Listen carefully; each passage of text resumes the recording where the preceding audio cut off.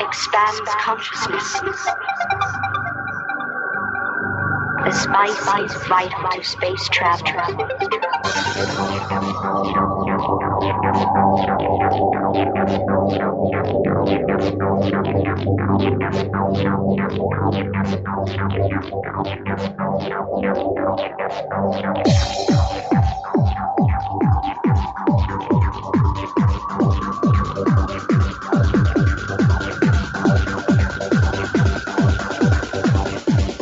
Travel without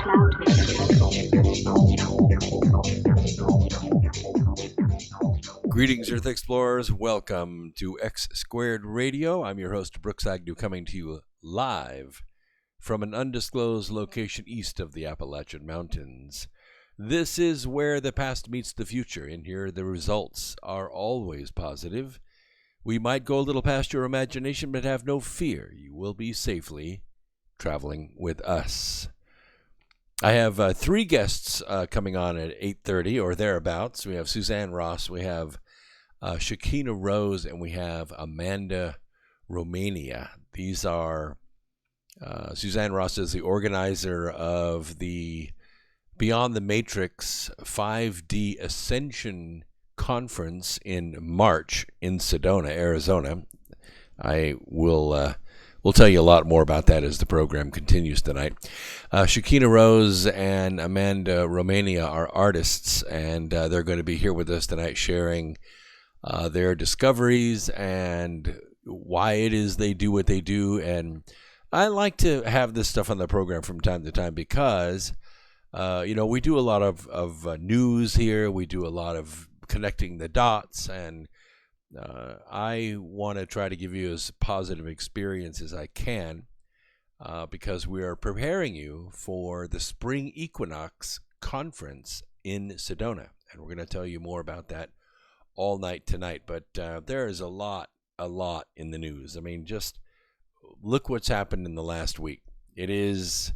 a lot of people think it's a multi-dimensional chess game, and I think it's probably a little bit of that.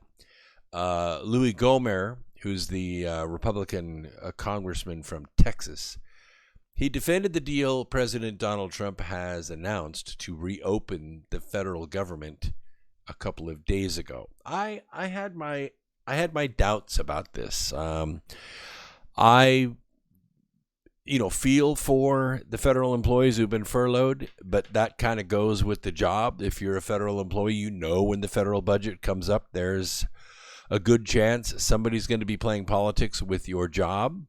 And so you put a little bit of money back, to survive a month or two on savings. You try to live within your means. But of course, there are plenty of stories to go around because the news media is out there looking for those stories, and they're trolling for those stories, probably even running ads for those stories. But Louis told Kristen Fisher on the news that the deal was not a cave to House Speaker Nancy Pelosi, but instead the first round of many in the battle over border wall funding. I disagree with Louis. I mean, I've met him a couple times. I think his heart is in the right place. He certainly knows the political game as well as anybody, but his heart is in the right place, and that makes it very difficult to play the politics. Or, we understand the politics. It's kind of at times repulsive, but, politics is and can be a beautiful process. What we are told is politics is not really politics. Blackmailing and, threatening and digging up dirt on one another, the personal destruction, name calling and investigations. And this is not politics. This is not politics at all. This is dirt. This is the way the Democrat Party has been operating since 1848. And don't take my word for it. Read history. This is where the past meets the future. This is the way we connect the dots. So I don't think it is the first of many moves. I think it is the sixth or the seventh of many moves. Now, a lot of us were thinking, why in the world would the president cave like this?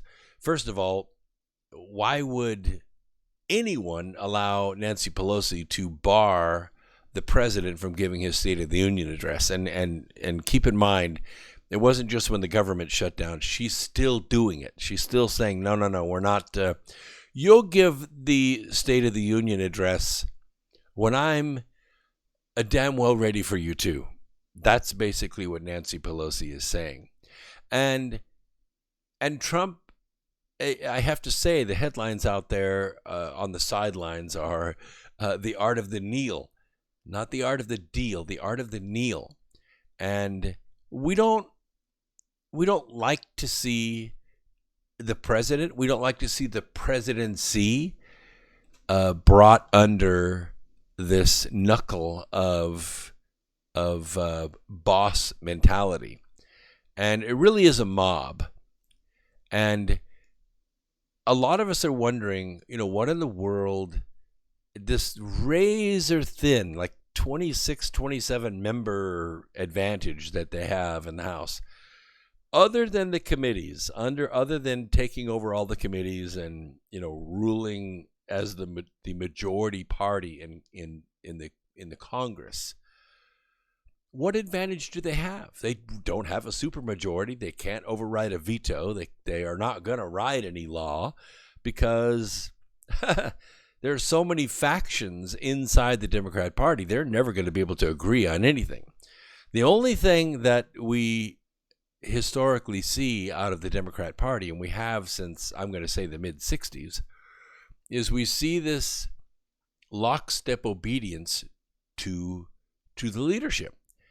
And I just have to tell you, I don't think, having been to Washington myself, having met Nancy Pelosi, I've been to the Congressional Auditorium several times, and in those meetings I have met her. She doesn't stay very long. She's kind of in and out, like she tries to cover all the bases. She's the main pivot person in Washington.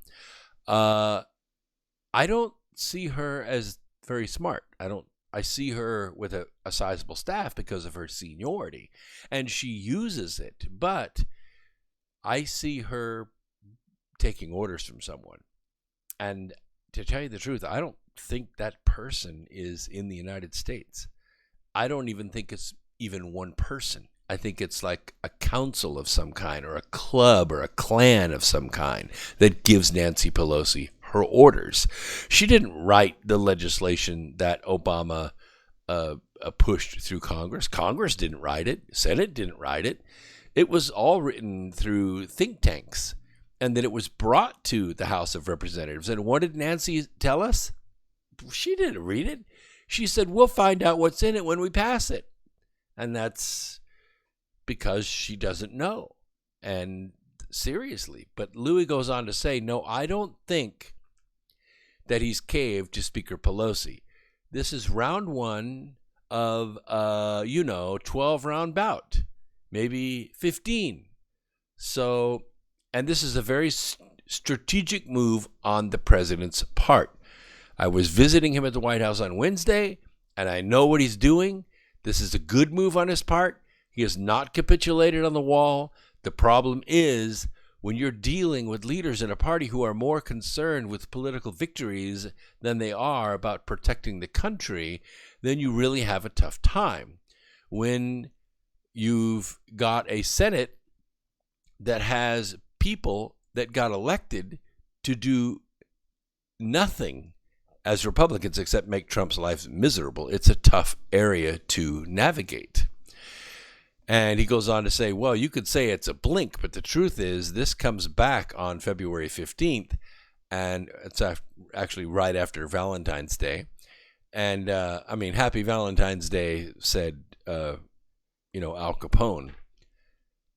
The numbers were down overall last year, but in the last quarter, as they saw the Democrats may take over the House, the numbers have skyrocketed, and that's what Border Patrol has said. So we've got to do something. The president is not done yet. When asked about previous comments, he had made, suggesting Trump should have kept the government closed until hell freezes over. Gomer said he would have preferred Trump stuck to his gun, but called this continuing resolution a recess. I disagree a little bit. I mean, I understand the strategy of, letting out rope and giving them all the rope that they need to hang themselves. But you have to understand what's going on in Congress. What's going on in Congress is there was a slug of freshmen that came in. And most of these people came in under very questionable circumstances. Look at Rashida Tlaib. She came in out of a district just outside of Detroit, and she ran unopposed. That is to say, there was nobody running against her. Rashida could have voted for herself, and that's it. One vote, and she would have won. She would have won because she ran unopposed.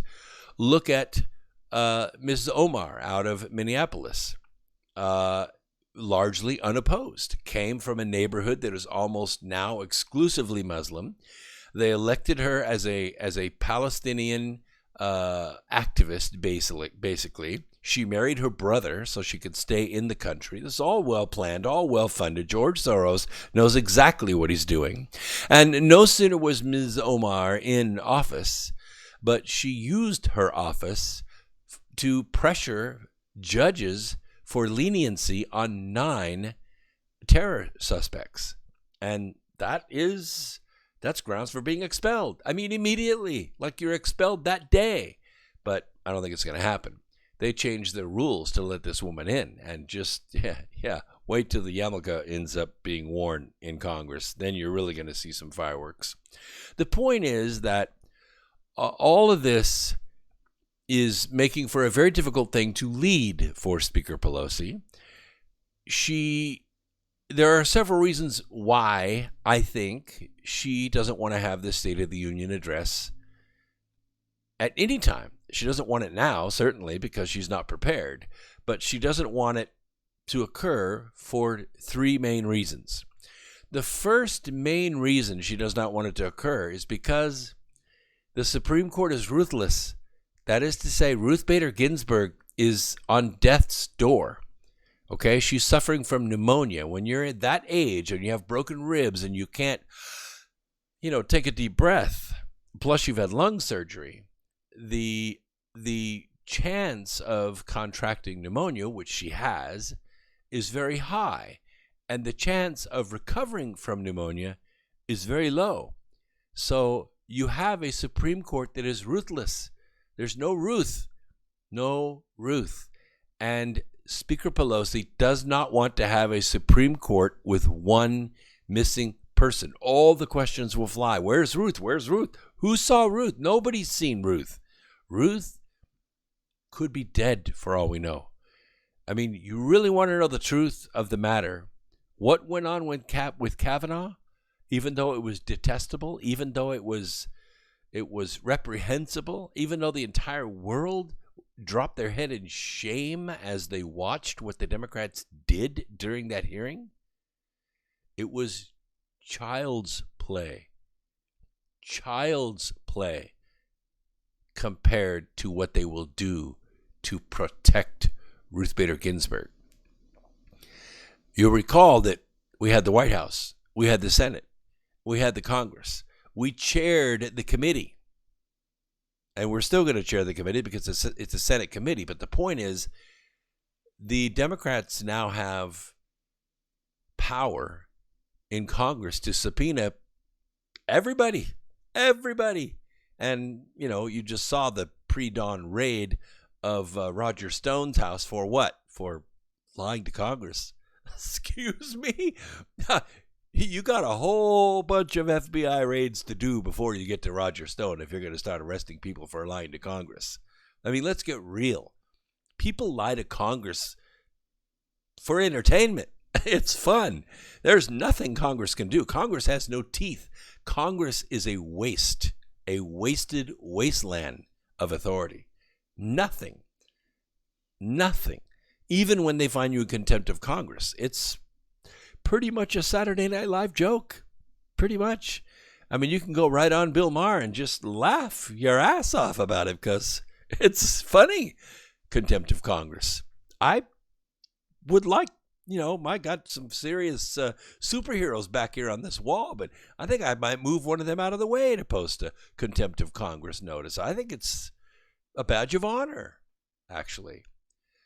The second thing is that they're not ready to have this State of the Union address because Nancy Pelosi does not have her theme down. Okay, you have Ocasio-Cortez. You've got Rashida, who's going to probably come prancing in with a Palestinian flag draped around her shoulders. You got Ms. Omar. You have, I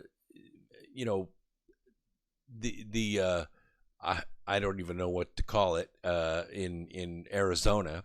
A Republican won that election, but then, a couple truckloads of ballots showed up from Ballots R Us, and now we have a different senator from Arizona. She shows up in a sleeveless dress with her bra strap hanging out underneath her shoulder and thigh-high boots in Congress with a short dress. It's just tacky. Okay, it's tacky. There's nothing to say about it. If you've ever been to Congress, you'll understand what I'm saying. You wear a suit, you wear a tie. You don't show up in a turtleneck, with a gold chain around your neck. It's just not done, okay?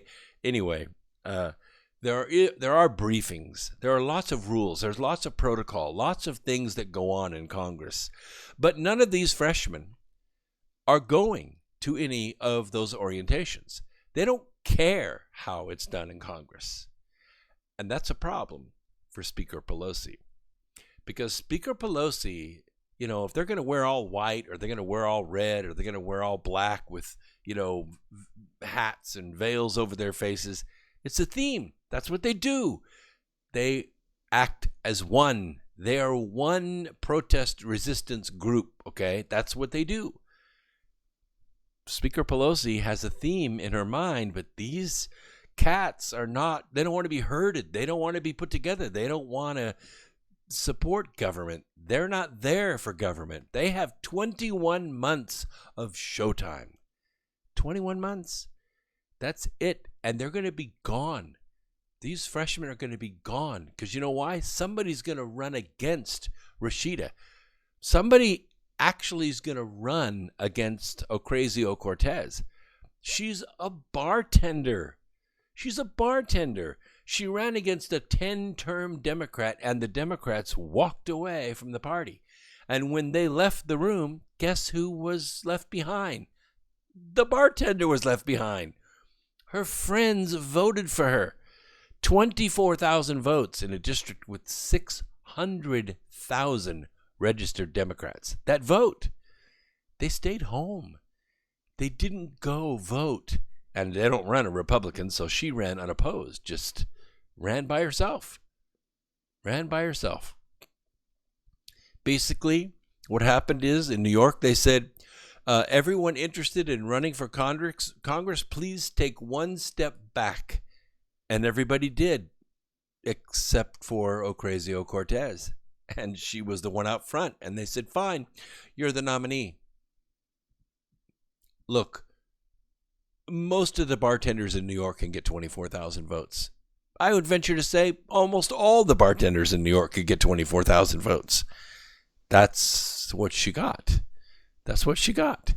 So what's going to happen 21 months from now is that these districts are going to wake up. They're going to go, oh my God, look what we did. And they're going to fix it. So these freshmen have 21 months of showtime, and that's it. And they're gone. So that 21 months of fame has to sell a book. It's got to get some serious, pay-for-play money in place, a foundation set up. They got to go to the Hillary Clinton School of Self-Enrichment. All that in 21 months. There's no time for orientation. There's no time to listen to what old Nancy Pelosi is telling the party to do. This is the new Democrat Party. This is the Socialist Party. And Nancy Pelosi is not a socialist. She's a fascist. There's a big difference, Fascism believes that corporations are the ones that run government. What do they tell government to do? Easy. They tell government not to allow anyone to compete against them. And so you don't get electric vehicles, you don't get solar power, you don't get anybody competing with the major corporations because the corporations are the ones running government. That's fascism. It was set up by Roosevelt. It was sanctioned by Truman. It was made permanent by Carter. It's fascism. They don't make any bones about it.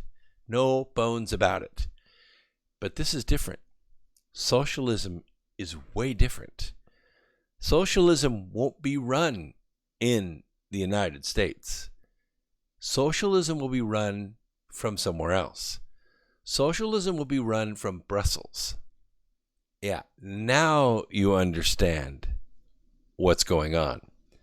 What's going on is a coup, an international coup by the UN using Palestinian activists, anti-Semites, socialists to try to break the American government. That's what Pelosi has on her hands. The third thing that they have on their hands is they know that President Trump is going to make an announcement about defunding Planned Parenthood. No, he's not going to get rid of abortion. That's not going to happen. It's not going to happen from the executive branch. It's not going to happen from the legislative branch. It may not even happen from the judicial branch. I just don't see a challenge to it. If a woman wants to have an abortion, she's going to have an abortion. What is going to go away is the federal tax money to pay for it. That's what's going to go away. Now, this is a big thing. It's a very big thing. Because if President Trump cuts off the funding to Planned Parenthood, that's $500 million a year. Every year, $500 million of your tax money goes to Planned Parenthood. Forget about the morality of abortion. Let's just take that off the table right now. We're not even talking about abortion. We're talking about Planned Parenthood. $500 million goes to Planned Parenthood. Out of that $500 million, every single year, just like clockwork, they write a check for $56 million to the Democratic National Committee. So, without much ado, it's pretty plain to see, they launder tax money. They launder $56 million a year. That's $1 million, over $1 million per state that they get to use to run Democrats in that state. When that money is taken away, that's a major, major blow to the Democrat Party. $56 million that's enough to run a presidential campaign. Forget about running all the congressional campaigns. Forget about paying all the people at Ballots R Us to print up ballots and put them in enterprise rental trucks, and then 2 days after the election, if they lose, they just drive the truck down there, shovel enough ballots in there to win, and, well, that's it. It's done. We saw it happen all over the country. Get used to it. But when that money goes away, Ballots R Us goes out of business because nobody's paying for it. And I think this is the chess game that Louis Gohmert's talking about. Nancy Pelosi doesn't want to have the State of the Union address because she knows what Trump is going to do. She doesn't have the power to stop it. Not at all. And what she's basically doing is trying to pull a stunt that says you will have your State of the Union address when I say you can have the State of the Union address. And you know how far that's going to go. So in a couple minutes, we're going to take a break, and then I am going to bring on Suzanne Ross, which is the organizer of the Beyond the Matrix 5D Ascension Conference, which is March 18th and 19th. By the way, you should know this is the spring equinox. That's why this conference was selected to be on these days, 19th and 20th. I'm sorry. We could have had it on the weekend, easy enough, but the inspiration was to have it on the spring equinox in Sedona. It's going to be magical. You need to be there. That's the reason we're doing these shows, to introduce you to the people who are going to be there so that you can get familiar enough with it to register. How do you register? Easy. Easy. You go to xsquaredradio.com and click on the events button on the left-hand side. Events. When you do that, it's going to take you to the page. Right there is the register button. All you have to do is click it. I promise you it is so affordable. If you're within a 5-hour drive of this place, you need to be there. So when we come back from the break, this is what we're going to talk about. We're bringing them on, and we'll talk for a while. I think it's going to be magical. I think you need to be there. Once this is over, I'd say an hour and a half, hang out. You'll enjoy the esotericism of the discussion, I promise you. Then we're going to talk about some of the emergency powers that could be wielded in the next few days. I think you'll be amazed at the connecting of the dots that we can do here at Truth Frequency Radio. Our call-in line is 213-233-3998, 213-233-3998. If you want to call in and be part of the program or ask any of the guests a question, please do that. I encourage you to do that. And so in a couple minutes, we'll take a break, and then we will bring them on. I think they're going to call in on the caller line at about 8:30. So we'll be right back after this. Don't go away. More X Squared Radio coming at you right after this.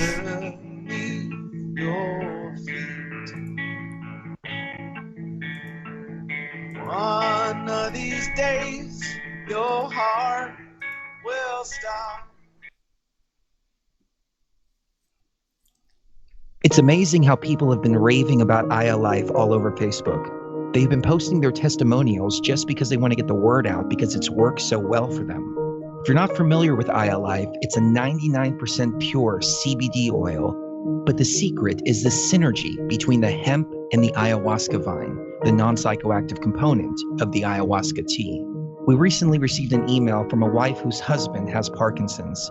For the first time, he's been able to sleep through the entire night. Another customer reported that they're no longer using NSAIDs because their tennis elbow has been relieved with Aya Life. The reports have been phenomenal and much more than we ever expected. Everyone should have access to this. That's why if you head on over to ayalife.com right now and use coupon code TFR, we'll give you $5 towards your order. And we'll even ship it worldwide. That's ayalife.com, ayalife.com. Hey folks, guess what the #1 phrase that Life Change Tea receives by email? You ready? We love this tea. We love this tea. Time after time, week after week, we love this tea. Life Change Tea gives you more energy, a beautiful cleansing, and fulfills its slogan perfectly. The tea that makes you go. So if you want to be on your health game, log on to getthetea.com and order Life Change Super Strength Tea. Packages come in a 1-month supply, and when you brew this stuff, wait until you see the results. Aren't we all about the results? And with a lot of people's health struggling, we can use a little bit of help. Doctors will tell you disease starts in the gut. So log on to getthetea.com. That's getthetea.com. Be our next email saying, I love this tea. I love this tea. Get the tea at getthetea.com. Helping America one tea bag at a time.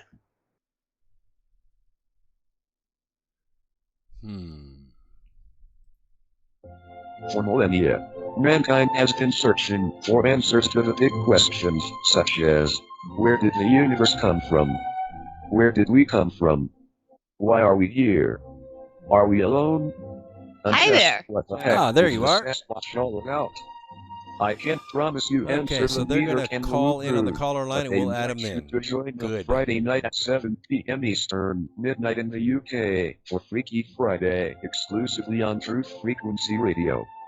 Spirituality, multiverse, quantum mechanics, the occult, and so much conspiracy analysis that it will make your mind melt. Take my word for it. Freaky Friday. It's more than a show. It's a way of life. I am Stephen Hawking, and I am proud to be a Wookiee.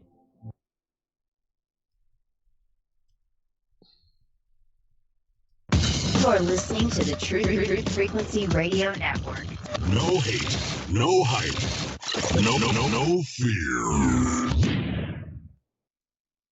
One of these days the sky's gonna break and everything will escape. And I know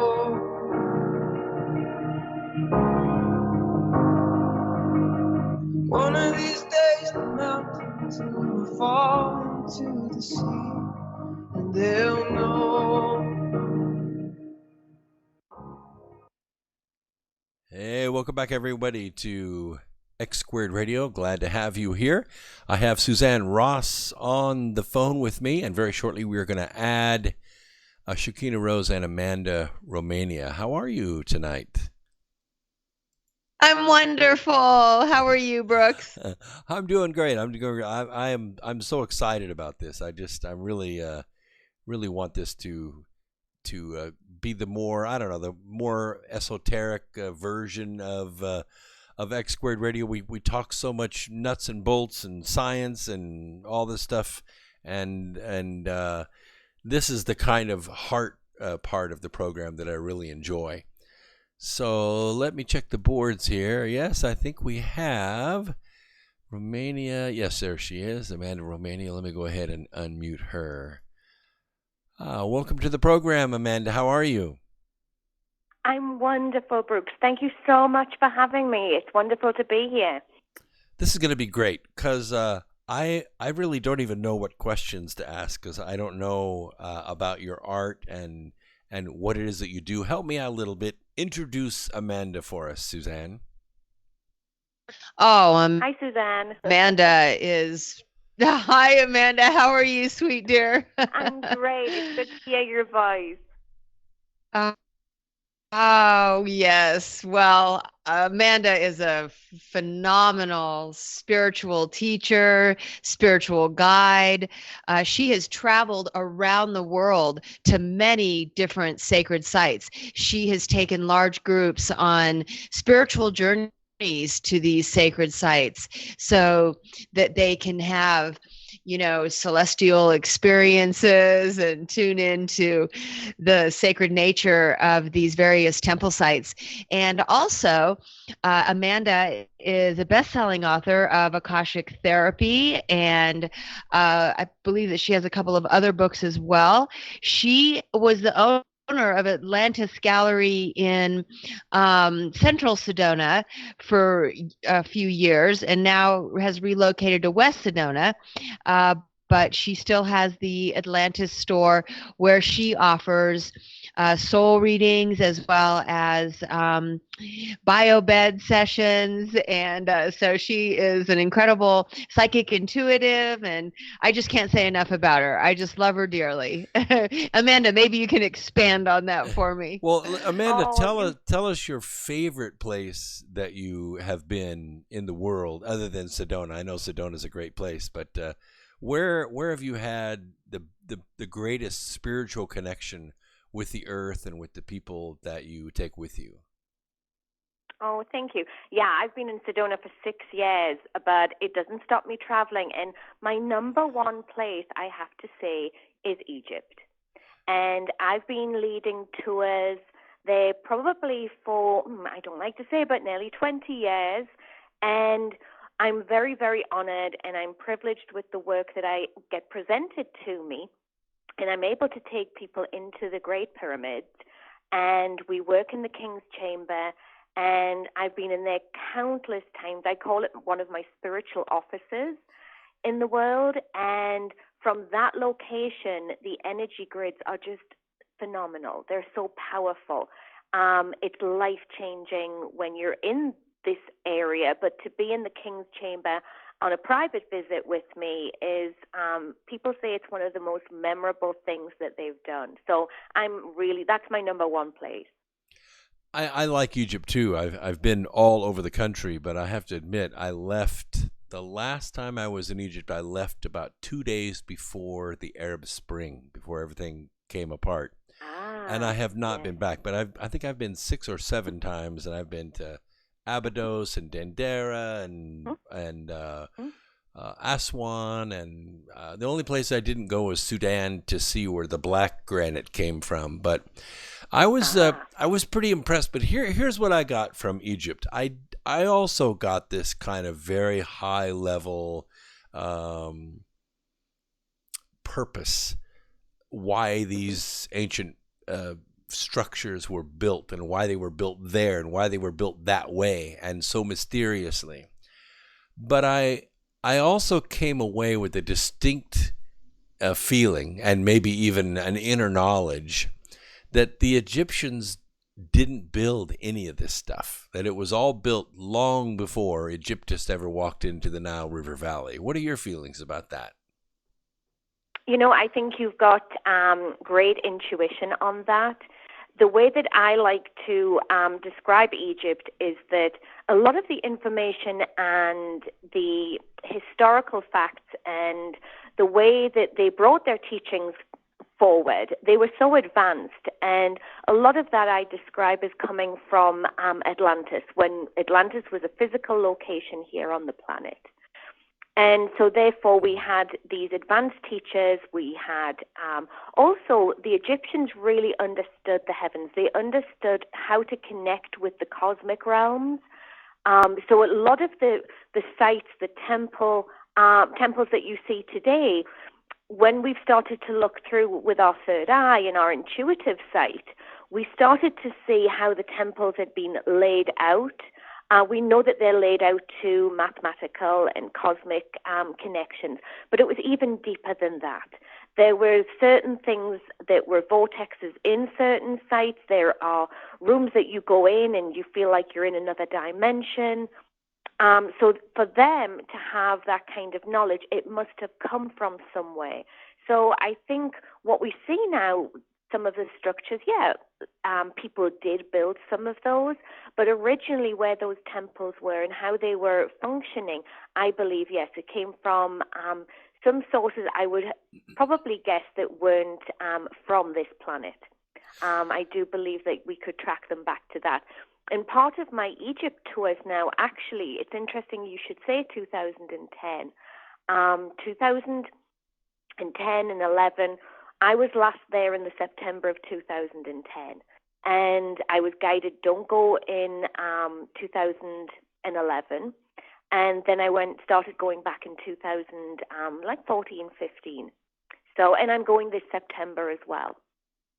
Well, I mean, when you travel these areas, like if you get out of Cairo and get out into the desert a little bit, you go to Abu Sir or Abu Ghurab.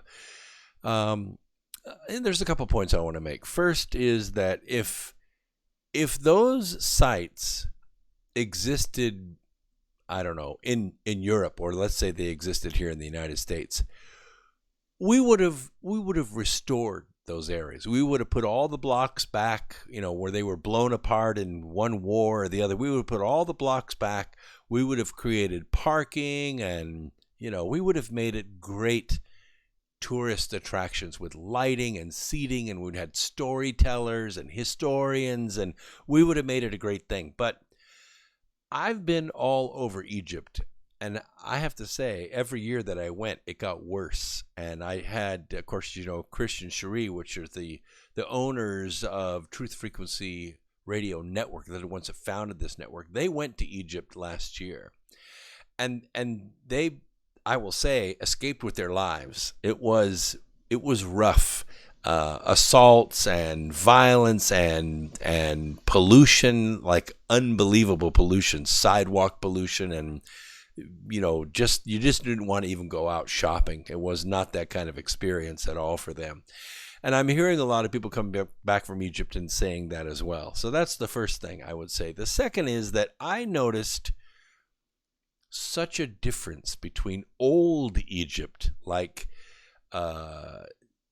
Giza and the area on the other side of the river of the Nile, if you get a chance to sail across the Nile and meet with those people. Old Egypt is very advanced, precisely lined up with Orion.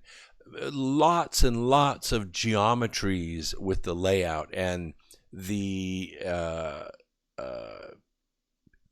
tropical nature of that area back before the Sahara, encroached on Cairo like it has. And then you have, in fact, if you go to Dendera, you can see the line where old Dendera was, the magnificent architecture and the workmanship, and where new Dendera is when the Egyptians got there. It is remarkable, the difference in workmanship. You go to Saqqara or go to these other places, and you see over and over again the great pharaohs of Egypt try to copy what was done at Giza, and they always fall short. They cannot duplicate it. So those are the two things that I see. First is that although I think Al-Sisi's done a great job with the Suez Canal and everything like that, he is totally missing the boat on his antiquities and tourism market. And the second is, I think there's a big difference between old Egypt and new Egypt. You feel that way too? I was just there in May of 2018, and what you've got to remember is in 2010, Egypt was in the top 10 countries of the world for developing. And so it was really getting moving. And then obviously there was the revolution, and the tourism business was literally, I think it went down by sort of like 60, 70%. So for a country trying to move itself forward that relies on tourism, you're going to see problems sometimes in the streets. You're going to see problems where people aren't up to what we call the certain standards in the Western parts of the world that we travel and we go to. However, saying that, I've been traveling in and out of there. I'm 5 foot tall. I'm tiny little. And I managed to take 16 to 20 people through these sites, through these temples, through these hotels. Yep, we do stay very nice. We bring a lot of tourism dollars. We promote on social networking. And I take people with me that they feel very comfortable, very safe. I wouldn't risk anybody out there. But I'm a big believer that you attract what you actually create in this world. So sometimes with Egypt, it will give you a spiritual message. It will give you a location that you go to or something happens, but it's connected with something karmically connected to you or spiritually connected to you. We used to take 45 people when I first started tour leading in Egypt when we worked out of England. I worked out of Glastonbury. And certain times people would come up against difficult situations. But when we looked at it, it was something that they were meant to learn and go through. And here's the other thing about temple sites. I mean, I worked the Maya lands for 6 years. I've done Indonesia temples, Stonehenge, Glastonbury. That's another office location for me. What I noticed with all of those temple sites was that when a place of sacred energy didn't want to be a tourist attraction, it creates certain things so that it doesn't get turned into that kind of circus. So I believe Sedona controls her own destiny. I kind of believe that Egypt does that as well. So for me, that's where I kind of look at that and think, well, that may be people's experiences. This is my experience, and I can only speak from my truth on that. Okay. I greatly appreciate you sharing that with me because I miss Egypt. I would go again, but I get it. It's not that I'm paranoid. I've seen it a bunch of times, and I could certainly see it again. I love Abydos. I love the areas of Egypt. I love the people there. I learned to speak some Arabic there, and I enjoyed it.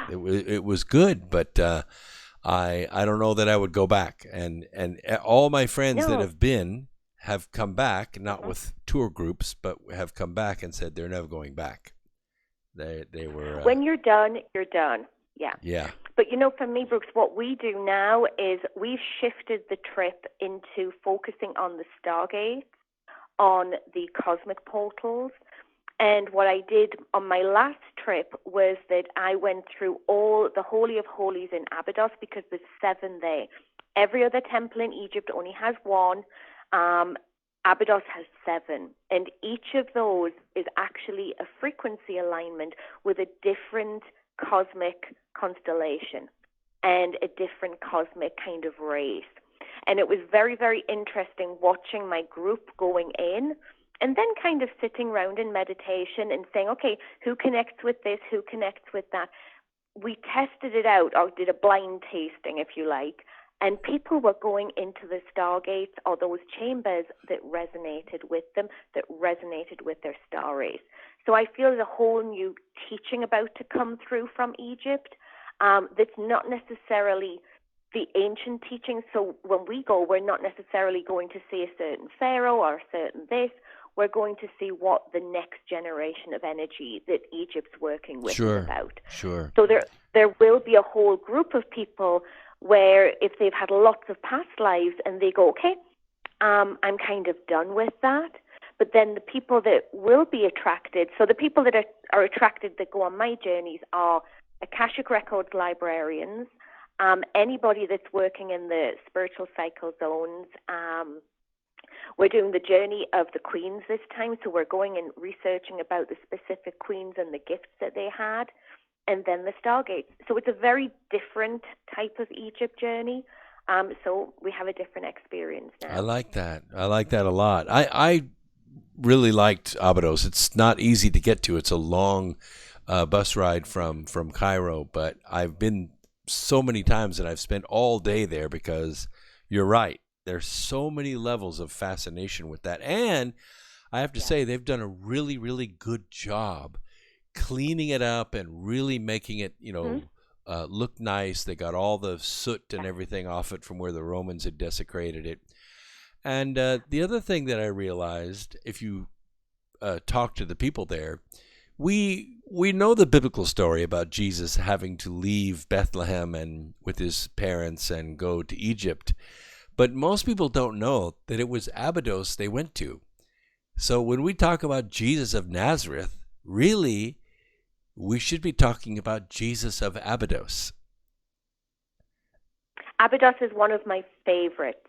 And there's a great new hotel there called the House. I think it's the House of Life. It's beautiful. It's got a pool. It's like an oasis. Wow. Whereas, so Abydos is getting these upgrades. Wow. And that's really great. Yeah, That's because it was a long day. You had to take that long bus ride through all the checkpoints, get out of Cairo, go there, and then drive all the way back. You don't get back till like 8 or 9 at night. Having a hotel in Abydos, that's amazing. I love that. Yeah, that's my little secret. I'm happy to share. Yeah, because the lunchbox and the bus, it's a long day. But yes, so there's a hotel there now, and where you had to look over the side into the Flower of Life, they've cleaned all of that inner sanctum area now. Wow. I think it was 2 years ago my group and I were there, and I was dealing with something with the guide. I turn around, and my group's making their way down the stairs, and they get round the corner, and the whole wall is covered with Flower of Life. Really? And to me, that represented the star seeds. Sure. Yeah, because, that area, you're talking about the Osirian. The Osirian was there for a long, long time. And when Seti commissioned to have his temple built, they went looking for the Osirian. They sent out scouts because the Osirian had been buried in the sands. It was so old. Well, they found it, and they built Abydos on top of the Osirian because of the power of that area. Yeah. And that's what I was saying when you first asked me a question. I believe there's like 3 and 4, possibly sometimes even 5 levels of different temples. Because when we take people back, and I have people have your free time, go and have your wander around and see, they'll get to a certain point and this is a power place, but there's nothing really here. And I'll say it's not. It's because it's underneath you. There'll be something that they haven't uncovered yet. Yeah. And now, really, they're making new discoveries. Probably every month, there's something new that they're finding there. And I really believe that because they haven't had all of the tourists, they've kind of been able to focus on the new discoveries. And the new Cairo Museum, I think, is going to be open to the public later on this year, parts of it, and then into next year. And that's a really exciting project as well. Yeah, that should be really great too, because the old museum was old, underline old. The new museum could be spectacular. Oh yeah, absolutely.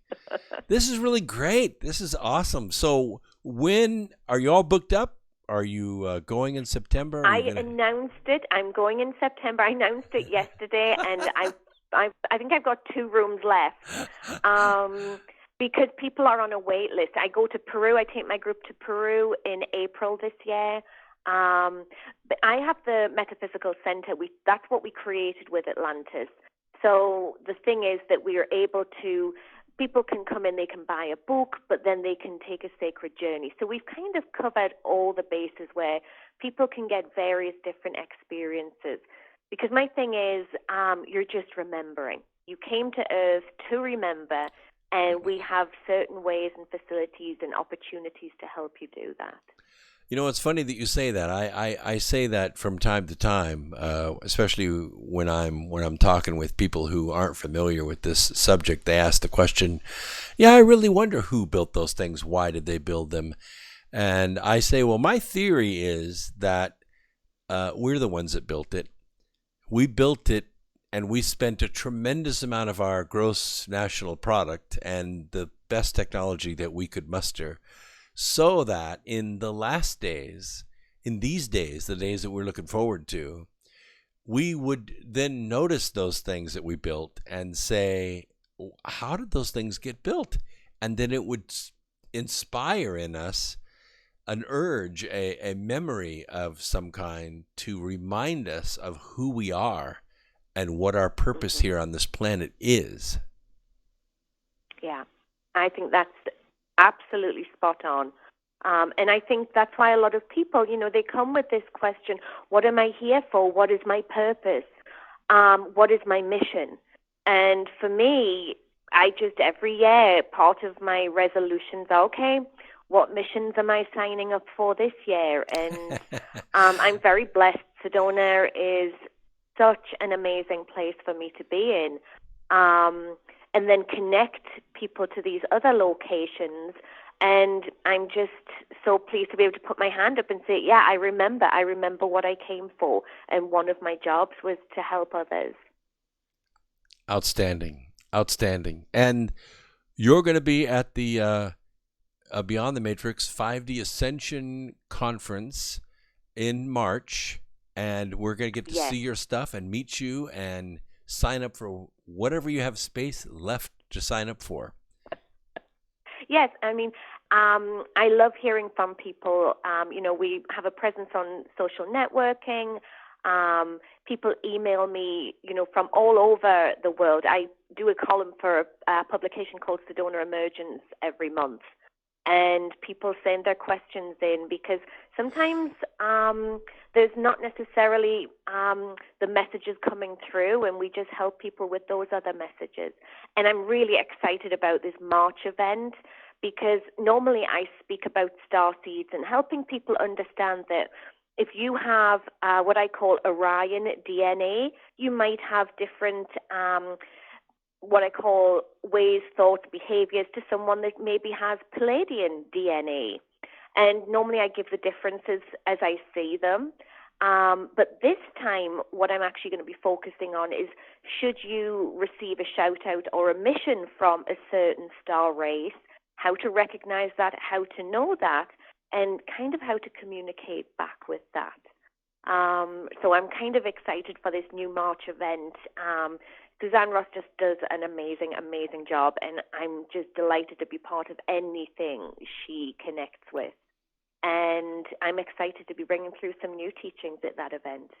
Well, everything I learn about this coming event, it really gets me excited. And I know that the listeners to X Squared Radio that are listening live right now, I could check the chat room and not speak out of ignorance, but we have a chat room too that, by the way, is free, which means it doesn't cost anything to join it.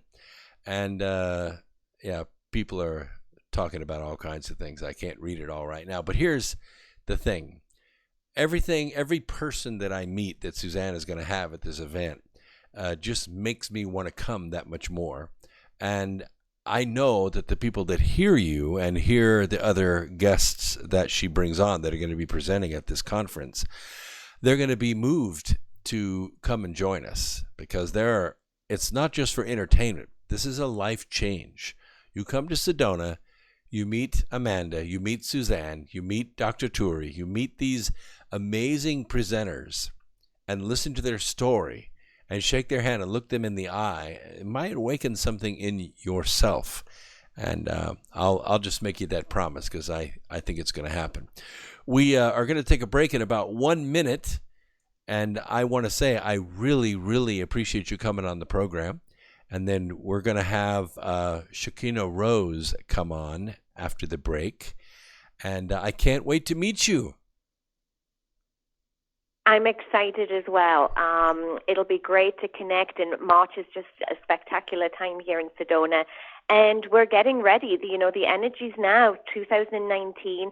I'm predicting big shifts in 2020 to 2022. And I feel that this event is actually one of the sparks and one of the starting catalysts for that. Well, I believe that too. I think maybe the blood moon may have had something to do with it, but I declared 2019 to be the year of light.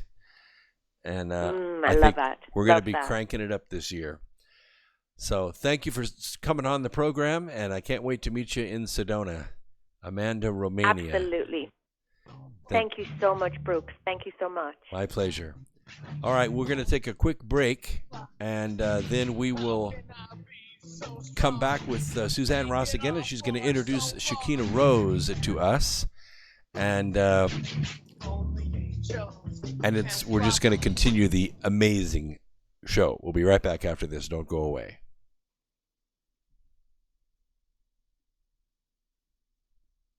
Censorship and regulation is becoming an ever-growing problem in today's modern media.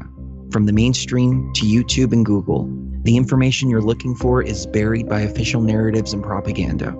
This is why TFR is 100% uncensored, unregulated, and listener-supported.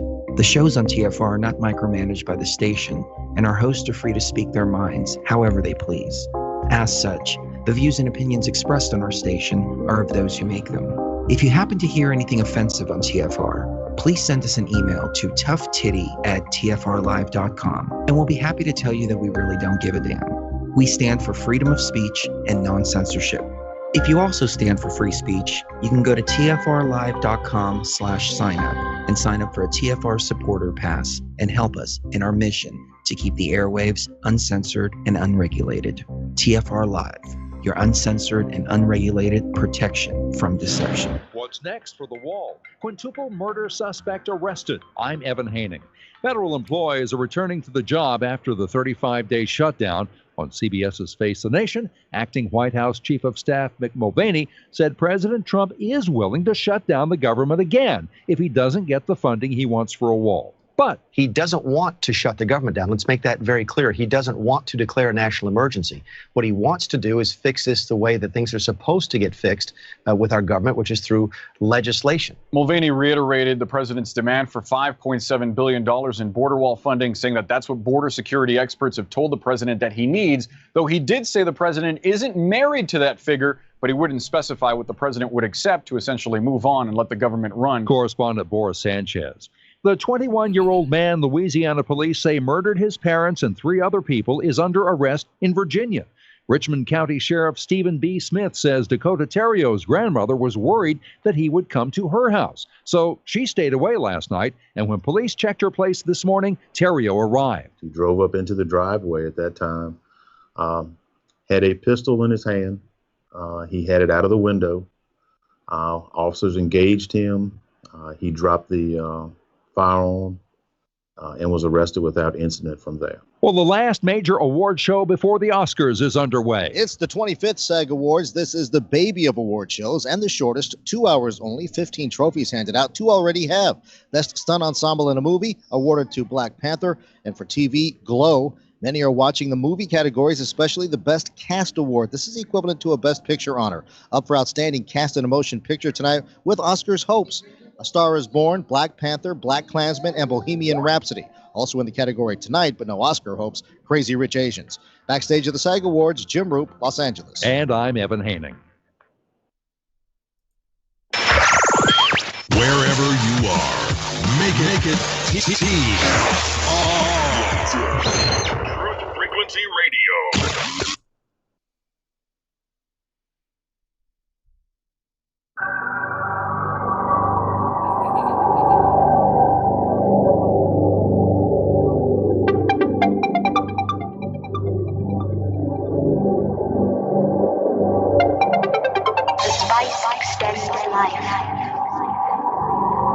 The spice expands consciousness. The spice is vital to space travel.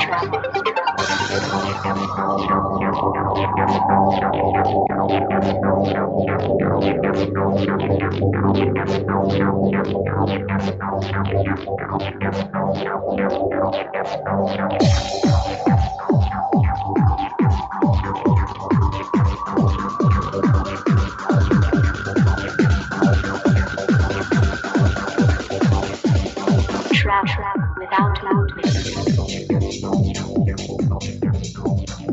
Welcome back, second hour, X Squared Radio. I'm your host, Brooks Agnew, still live, still coming from an undisclosed location east of the Appalachian Mountains. My guest, co-host tonight is Suzanne Ross, the organizer of the great Beyond the Matrix 5D Ascension Conference, which is coming up the 19th, and I think we're going to go through the 21st. 19th and 20th is the actual conference, but the 21st is the spring equinox.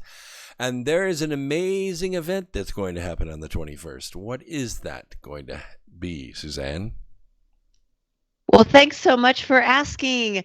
So the equinox this year is actually on Wednesday, the 20th, according to all of the calendars I've referenced. Okay. I know sometimes the equinox is on the 21st, but it lands on the 20th this year.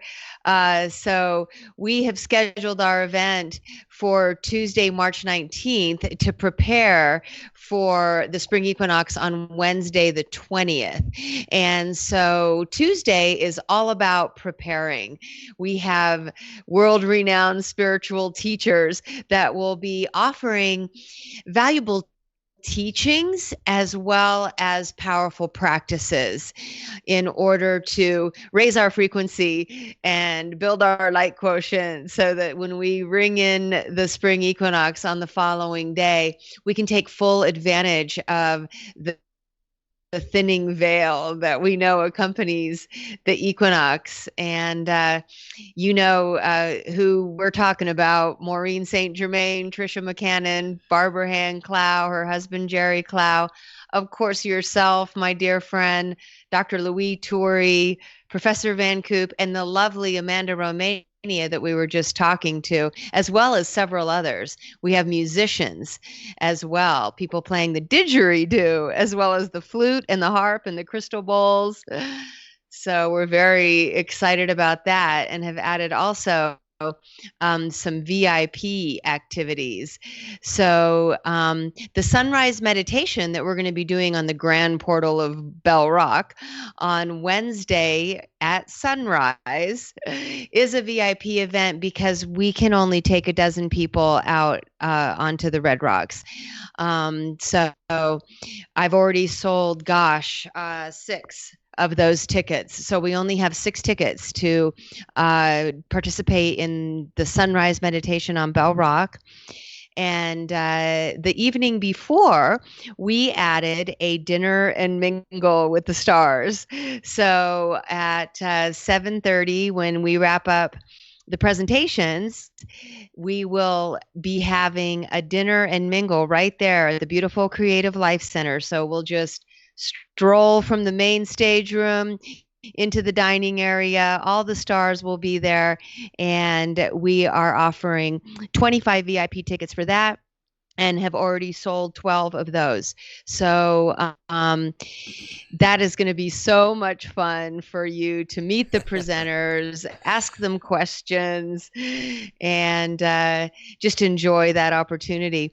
So please, go to www.scispy.tv, scispi.tv/events to get those VIP tickets before they sell out, if you would like to participate in those events. And then also on Wednesday night, we added a stargazing and UFO night watch with Misha Johnston, who has been doing vortex UFO night watches for years, and she has military grade goggles, and she does a special meditation also that kind of calls in those those ETs, and so that they bring their craft in a little closer so we can see them. One of the neatest videos I ever took, I had my movie camera, and we were out at night stargazing, and I put night vision goggles in front of my video camera, and I was actually able to take a picture of the space shuttle as it came over, or I'm sorry, the International Space Station as it came over. Highly, I magnified it. I zoomed in like 6 or 8 times with the goggles, and trailing right behind the space station was the Russian supply ship. So it was really cool to track these two vehicles go across the sky, and it was just neat. It's out there on YouTube. It's been out there for years. People just really like it. It's amazing. I mean, you never know what you're going to see when you go out on these night watches, and I'm just all excited. But I'm really good at eating, and I'm really good at strolling. So both those things are going to go very well on Tuesday night, and we want you to join us there. It's going to be a lot of fun, but it's also going to be life-changing. I have to say, I went to an event, my first event, probably, 10 or 20 years. I was 52 years old, and I had this ascension experience on the third day that I was there, and I never went back to sleep. I've had various experiences in my life, as many of you have. You've been baptized, or you got saved, or you've had these spiritual experiences, but then life kind of settles back down, and you go back into the 3D job, 401k, fill up my garage with toys mode. But when you have one of these experiences, you don't go back to sleep. You stay awake, you stay aware, you reprioritize, you simplify your life, and all that stress that you had in your life up to that point, you not only does it go away, but you become a master of it, because you rise above all this. This is what ascension is all about. That's why the fifth dimensional ascension experience is so key. All of this is put together months in advance through lots of meditation, lots of planning, so that this happens on a special day. Could have easily had it on a weekend. It would have been sold out on a weekend. But you are being called there because 2019 is a very special year. And I think I've spoken several times to you about what's going to happen in 2020. So when we see that light of that star in 2020, and I've told you when it happened 1,800 years ago and what happened. If you're a listener to this program, you know about it. That light's going to be here for 1 to 3 months. That's it. Then it's going to trail out. This 2019 is the beginning of this transition. So get ready. Lots and lots of powerful things are happening, and we're not the only ones that know about it. The dark side knows about it as well. So you're going to see them do a lot of things to try to counteract it. That's why we need you. We need you awake. We need you trained. We need you to have the right tools, and we need you to be in the right place at the right time. Now, we're waiting for Shakina Rose to come on. She's supposed to come on in about 6 minutes. I'm watching the call board for her to join us. One of the things that you mentioned was this Bell Rock. Can you tell us a little bit more about this site in Sedona? Why is it so special? Why do they only allow 12 people on it at a time? Is it real cramped, or is it a special place? Tell us about that place. Well, the reason that you're only allowed to bring a limited number of people out is because it requires a permit. So, they don't allow people just to take a large group out on the rocks and do some, type of planned event.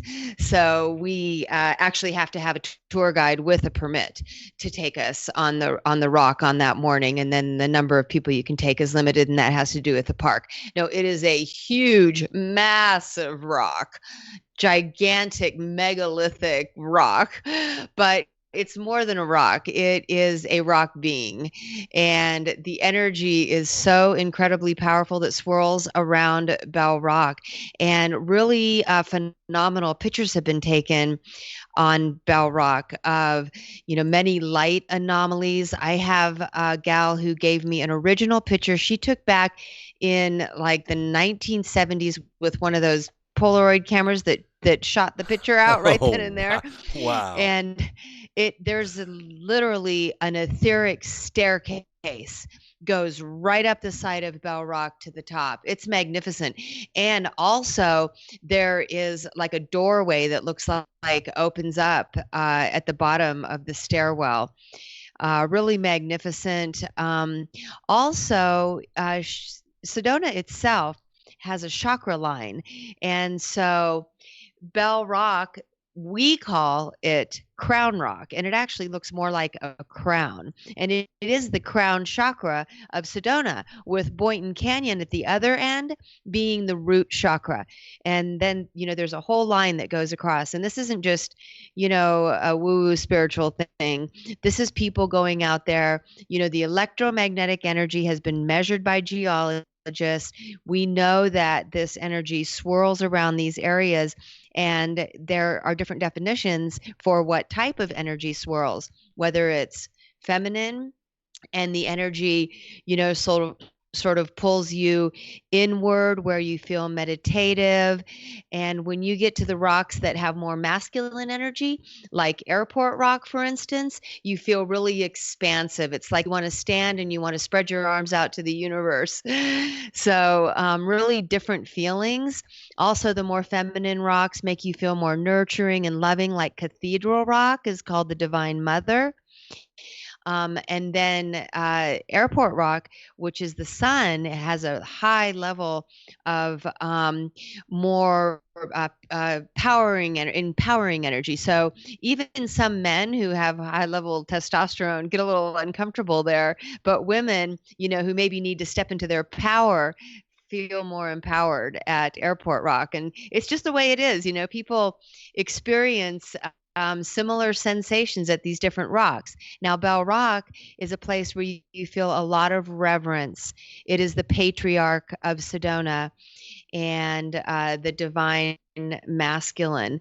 So many people around the world believe that Bell Rock may very well be one of the grand portals on the earth itself. Also, Sedona is thought to be the root chakra by some because of its powerful red rocks. So there you have it. There's a little background on the red rock temples of Sedona, but my favorite rock is Bell Rock, and you will see exactly why when you get here. The platform we're going to have this sunrise ceremony on, when you stand on that platform, you have a 360-degree view of the most magnificent red rocks. It's one of the best views of all the red rocks in Sedona. Well, it isn't just the shape of these rocks, is it? Is the mineral content of Sedona is unique. Tell us a little bit about the mineral makeup, why this place is so energetic. It's not just the shape of the red sandstone. Well, thank you for mentioning that. The red rock itself is iron ore. And so that clearly has a strong magnetic energy to it. And then just under the surface is crystal quartz. And any of these red rocks, you sit on them, you look right down, and you can see crystal quartz peeking up from the iron core. We call this a crystal city of light because these are crystalline temples that are covered in iron ore. So, the crystal quartz gives it an electric energy, creating a powerful electromagnetic swirl. Like I said, that has been measured by geologists. And so they confirm that, underlying that iron ore is pure quartz crystal.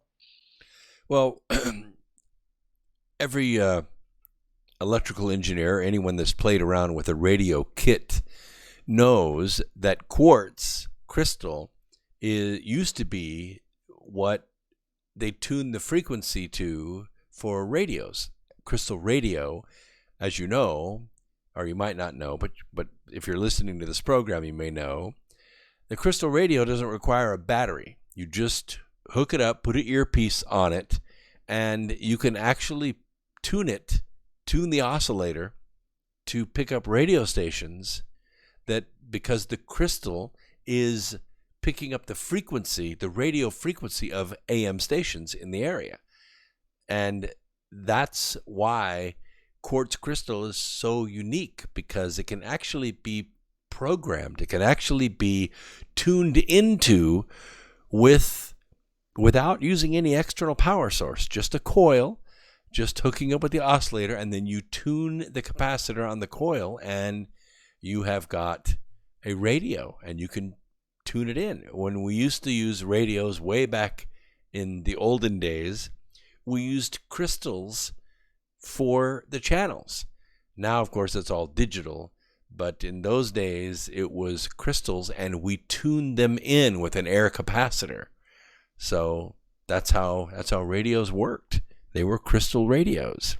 So when you have a quartz crystal that's the size of a bus, or a quartz crystal that's the size of, a Capitol building, you've got a tremendous amplitude of resonant energy that's able to pick up not only radio waves, but also the Schumann resonance of the Earth itself, and then retransmit that, or retransmit a sympathetic resonance of that, and maybe even the human body can pick it up. So that's what makes quartz crystal so unique, and it may be what makes Sedona so unique. Anyway, it looks like Shekinah Rose has joined us. Give me a second here to bring her on the program. Let's see here. And I think she's there. Are you with us? I am with you. Hello, Brooks. Wow. And Suzanne, if she's there too. Yes, I am, dear. How are you? What fabulous. It was so interesting as I'm tuning in. I'm like, is he just speaking about this? I was just meditating right before, and I was getting information about the crystals and the crystal matrix, and about the blueprint of the body, and I just was like amazed at what I was hearing, tuning in to immediately about the crystals. Well, with Brooks, you were sharing about the crystals, and I was like, wow, because I hadn't been listening. I haven't been listening, so I just been building the fire and meditating and getting ready for the show. So yeah. Well, that is great. Tell us about what you tuned into.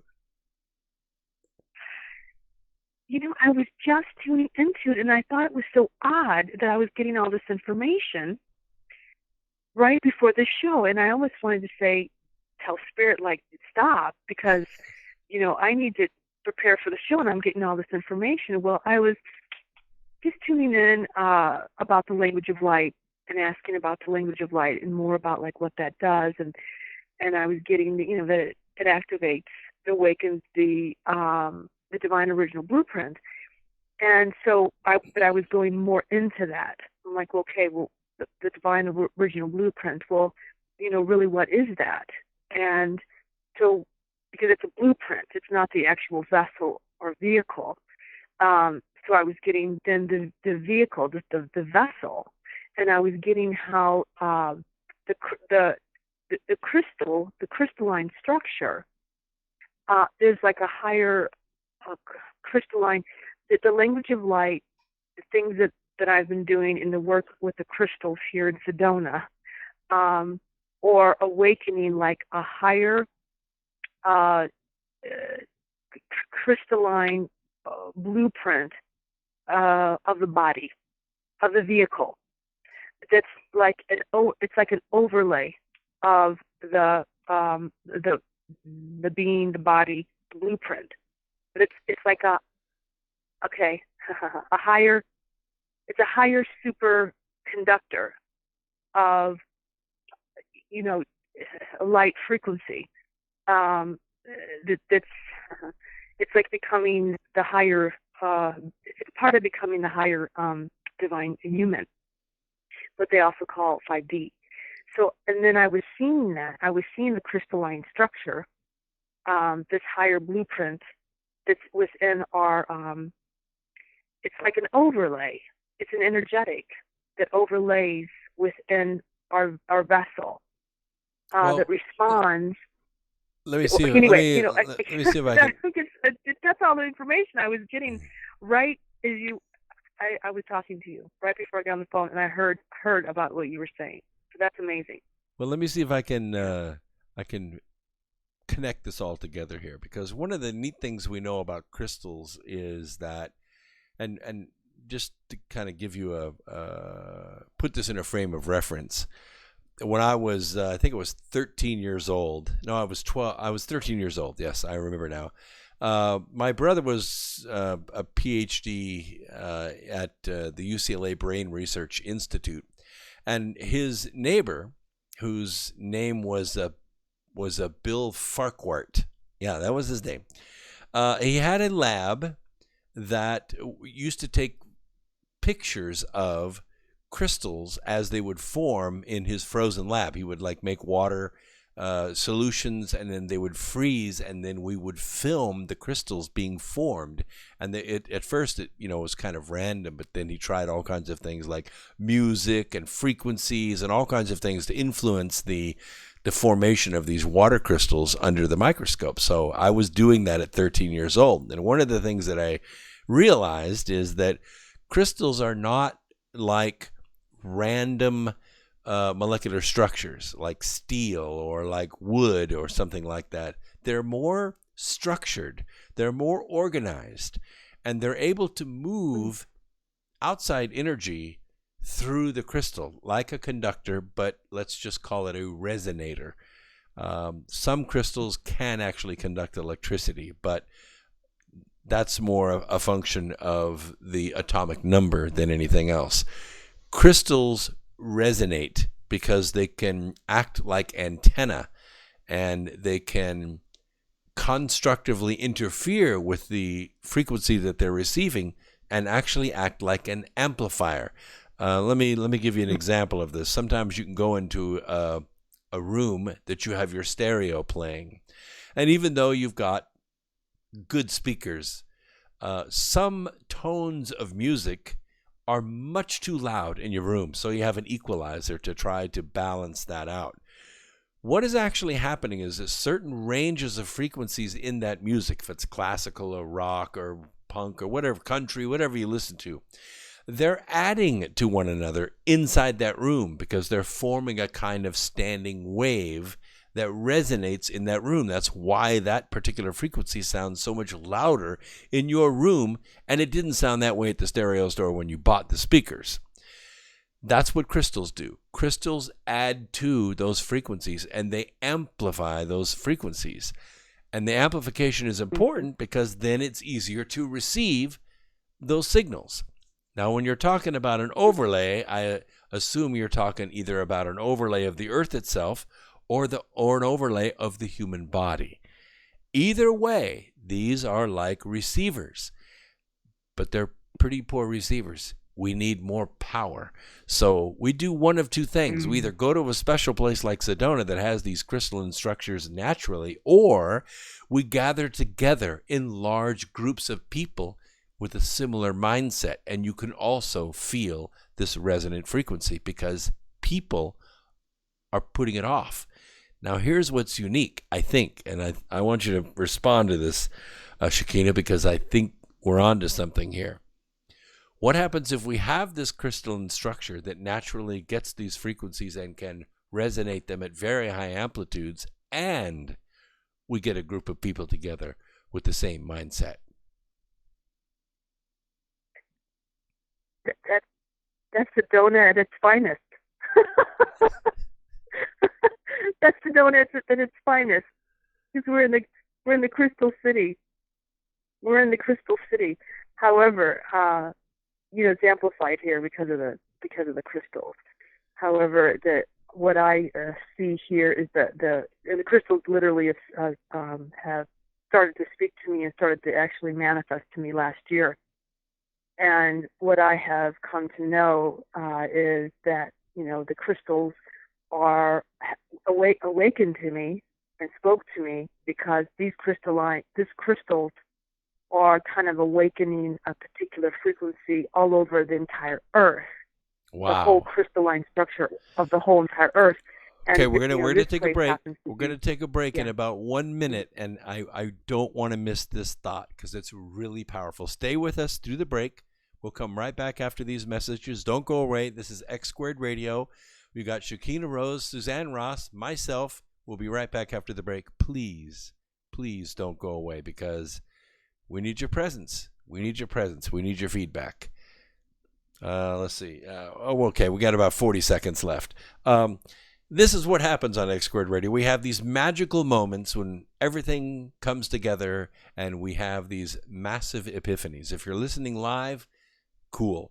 By the way, we're on YouTube Live as well. So go to my YouTube channel, Brooks Agnew. There's only one at YouTube, and you can listen live. You can check out the archive later on tonight. We'll be right back after this.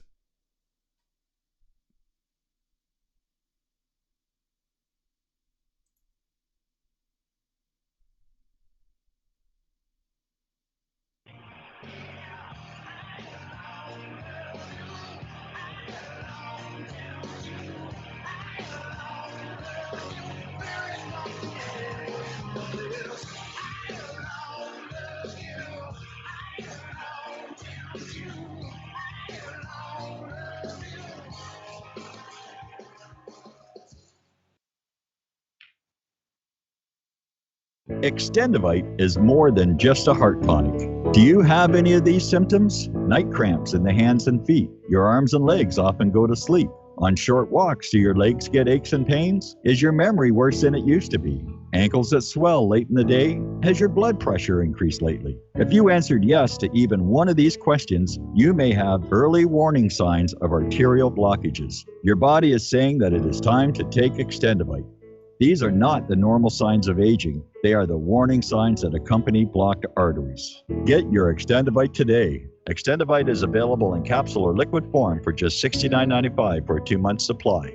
To get started, call 1-877-928-8822. That's 1-877-928-8822, or visit heartdrop.com. Extend your life with Extendovite. Poor water quality is a major health issue, and it's only getting worse. Municipalities can't keep up, standards have dropped, and pollutants are increasing. Where does it all end? It ends by keeping the pollutants outside of your home with HydroCare's advanced systems available at Wave Home Solutions. No less than the best purification materials and processes have been developed by HydroCare to provide you with healthy, clean water for drinking, cooking, and showering. HydroCare far surpasses the competition in removing chlorine, odors, iron, lead, chemicals, limescale, and much more. Don't settle for less when it comes to your water. We'll take care of the toughest water problems for you, whether it's from a city or well source. Satisfaction guaranteed. For more information, call 888-997-WAVE. That's 888-997-WAVE. Or go to bestwater123.com. That's bestwater123.com. Wave Home Solutions for a healthy, comfortable home.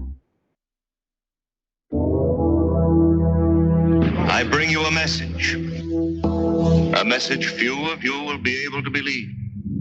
A message I alone was able to read in the fires of the universe. I also bring you the means with which to save yourselves. What are you selling, Mr. Snake Oil? Bring your friends here. My name's Jimmy, and every Friday and Saturday night, right here on True Frequency Radio at midnight Pacific, straight out of Santa Cruz, California, I'm cooking up a fresh edition of Into the Microcosm. It's not just a show, ladies and gentlemen. It's an adventure. Every Friday and Saturday night. Your number one alternative to the alternative and the underground. www.tfrlive.com. Good times ahead. See you there.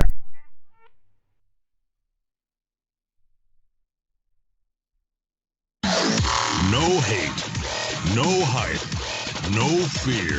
We are TFR, your protection from deception. Well, Well, I dreamed I saw the knights in armor come, saying something about a queen. There were peasants singing and drummers drumming, and the archers split the tree. There was a fanfare blowing to the sun. Welcome back to X Squared Radio. My guests tonight, Shekinah Rose and Suzanne Ross. But first, I want to read a poem I wrote this week. I think you'll like it. It's short. It's called Sounds of the Moon. Sounds of the moon make the sea shimmer softly through her hair, dancing slowly through the night across my shoulder.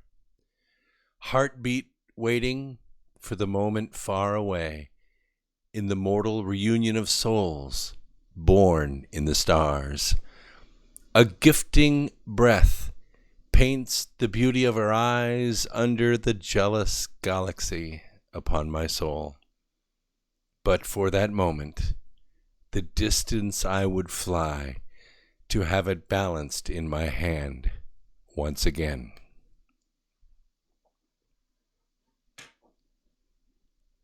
One of the nice things about having Beautiful. Wow. That was lovely. That was just lovely. Thank you. I like to write poetry, all right? So you can check it out at brooksagnew.com if you're into that kind of stuff. Sometimes I am. So we were talking about this crystal resonance, the fact that we're all going to be in Sedona on the 19th and 20th, the spring equinox. And she was saying this is the magic of Sedona. This is the power of Sedona.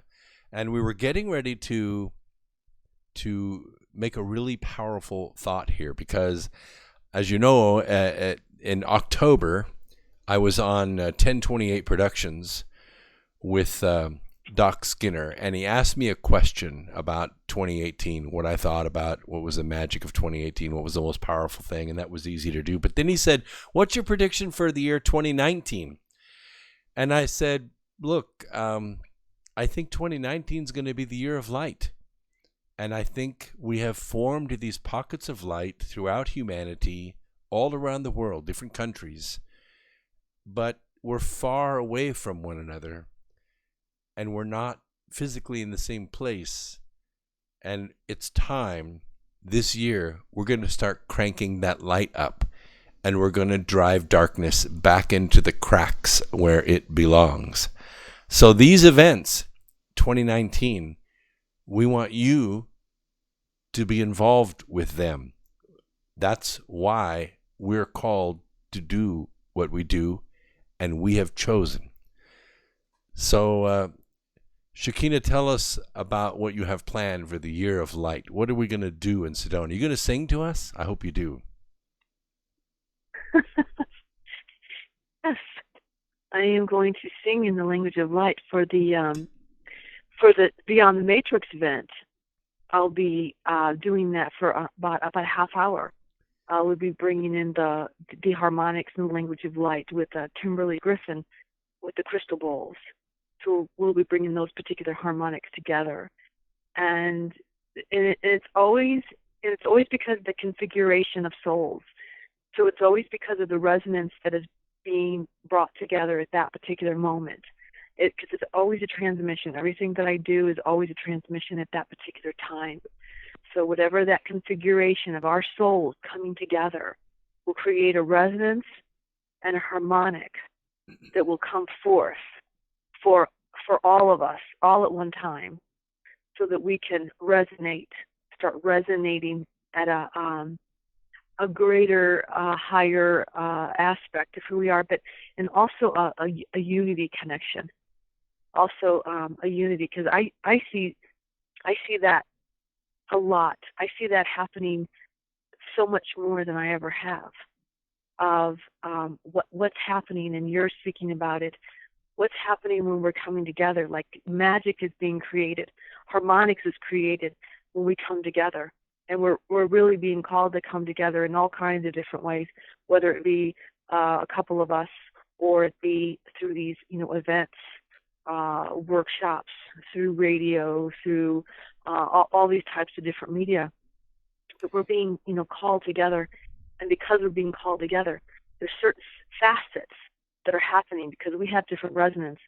Our resonance with another individual creates a synergy, a divinity, a harmonic that awakens different things in each other, and of course the collective. So I have experienced that so much more. Like things are happening because amazing things are happening, much more awakening, things within my own self, things that I'm seeing in others awakening because I'm coming in contact with another individual. And sometimes it is in an event, or it is, in a meditation or a session. And sometimes it's because I meet this particular person and we come together for a little while, even for a short while, and then something happens. So Somebody in the I'm very excited. Somebody in the chat room said few are chosen, but I disagree. I think many are called, but few choose. Mm-hmm. I think that. Yeah, exactly. Right. Because I'm a scientist and I'm an inventor, and I can tell you in my study of inventions, in my study of engineering, I have seen in the history when great inventions or great discoveries are made, they're dumped onto mankind all at once. In Japan, in Iran, in America, in South America, but few choose. That is to say, they hear it and it doesn't make any sense to them and they don't act on it. They hear it and it wakes them up at 2 o'clock in the morning, like me. You get out your lab notebook and you start writing, you start drawing. And next thing you know, you have a new technology out there, something new, like, I don't know, how about electricity? How about the printing press? How about, what we're able to do now because we have this amazing neural network that has been laid on us since 1996. Think about it. It's only been around 23 years. Look how it has changed humanity forever. This neural network called the internet, it's everywhere. We're speaking over it right now. You're seeing me on YouTube Live right now because of it. I would never have been able to speak to you before. Shakina would never have been able to say the words that she's saying right now, and you could hear them real time, or if you're listening to the archive, you're feeling the power of these words right now. We are able to create any world we want. But first you have to be called. And many are called, few choose. Most people will sit on the porch. We want you to choose. Anyway, I interrupted you, so continue your thought.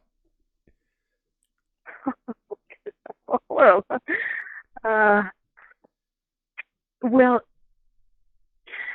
it's interesting that you're speaking about the internet, and we're also speaking about the crystals and the crystal network and our crystalline structure, or I was, because that's what was coming to me literally before the call, right before the call, meditating and wishing that it wasn't going to happen, because I'm like, I want to write this down. I want to really in tune to this. However, it was set up.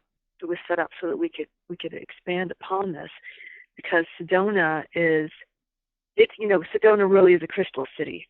And when you look out and you look at the red rocks, it's these gorgeous mountains of red rocks of grandeur. However, there, you just start looking. There's crystals running through, way down through all the rocks. And I feel that, I'm on the land. I have to be on the land. This is a fantastic day because I was able to get on the land because it's been cold. Fantastic. And I have to be on the land probably almost every day. And so I go out and I listen to her. I listen to the vortex, and I just go. And I go out to the land, sometimes where people are not, going to. So I'm out there all the time, every day for the last 7 years. And Suzanne will attest to that, because I will take her all around. When she came, I took her all around to the vortexes, and we had some major vortex experiences. But just last year was the first time that the crystals started communicating with me. The crystals of Sedona and the crystalline structure of Sedona and the portal of light through the crystals. And it still is amazing to me that how could I be on that land all of the time and be such a sensitive being that the crystals never called until just last year. Last year they started to call that out at me. I heard them, and they started singing to me, and they literally started to manifest real. They are real. I have them. I started to create pendants, super devices, technologies with them. So and they're still communicating with me. I think I think you're right. I really think that a mighty change took place in 2018, and I think that I'm aware. I watch the news along with everyone else. We're seeing the dark side ratchet their game up. They've ratcheted their game up. They've had to come out from behind their masks and their smiles and their glass cities and gold, and they've had to come into the streets to face us, and we can see them for who they are. And this is why we, the people of light, are being awakened and we're being activated. You can go out on your own, yes, but you're just going to get the hell beat out of you. But if you go out with the movement of light, in the year of light, when the crystals start speaking, when the earth begins speaking, when, let's just use the word, when heaven starts speaking, now you're called. Now you're called, you're authorized, and I call it in my books, the gathering. This is where the gathering happens, where the groups of like souls, call them Pleiadians, call them Orions, maybe a planet near Cygnus. I don't even know what you call that. It's a Cygnus system, but I don't know what you would call the planetary system. They're here. Those souls came here because this is the greatest show in the universe. And you're here right now. You're alive. And it's time for you to participate and not just spectate. Tell us more. I love the way that you put that the earth is speaking, and cause it's true. I didn't think of it like that, but the earth is speaking. The earth is speaking in many ways, but the earth is speaking through the light, through the crystals, and the crystals they literally have appeared. They're physical manifestations. And all last year, they were singing to me, and I would go to the places that they would show me. They would just show me, and I would hear them. It's so interesting. I remember one time they told me to go to this really far place, a lot farther than I normally walk, and I go and I walk to the very kind of the edge. I'm always on the mountain. I'm on the mountaintop, and there's no one ever around where I usually go. And I heard them. They got really loud, and I could see them. And I remember saying out loud, "I'm like, I know you're here, because I can hear you." But all you can see is red rock. If you come out on a trail, all you see is red rock. I'm like, "But I know you're here." And then all of a sudden, one would start to appear. One would start to appear, and as soon as that one would appear, there was that connection that was made within my own being too. I was like, I feel you. And I would pick them up, and then all of a sudden they just would start all over the place, just like popping up. And what is the feeling? What is the feeling that you get when they're there? The feeling that I get when they're there. The first times that I came across the crystals, I was walking on the mountain, and I didn't really know what was happening to me. I was just walking, and because I walk a lot of times where, it's not the trail. I just have to go where I need to go. So I'm walking, and I stop. And all of a sudden, I get this amazing, incredible feeling throughout my entire body. And at the same time, of course, Solara, the sun, comes peeping out from one little sliver round of a cloud, comes peeping up.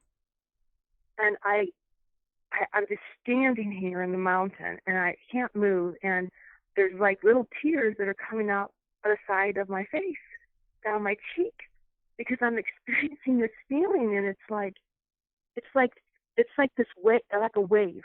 It was like a wave of light went through my body and through my being, and like enlightened myself, and it was amazing, and it kind of felt too. It was like home frequency. It's hard to describe. Like home, what is home frequency? I don't know, but that's what I was feeling.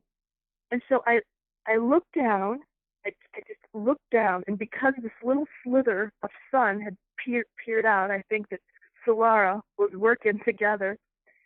Right at my feet was like, it was like just this glistening, this gorgeous shining, just glistening at me, and it was a pretty large cluster of crystals, quartz crystals, and I just looked, wow, that's why, and I just, I picked them up. I pick them up because I want them close to me, and they've been communicating with me. For the whole year last year, they started communicating with me, and eventually what happened is, like, they started communicating to me. I know this sounds like a lot, but instead, suddenly I was starting to see the crystals in like a portal. It was almost like the living light.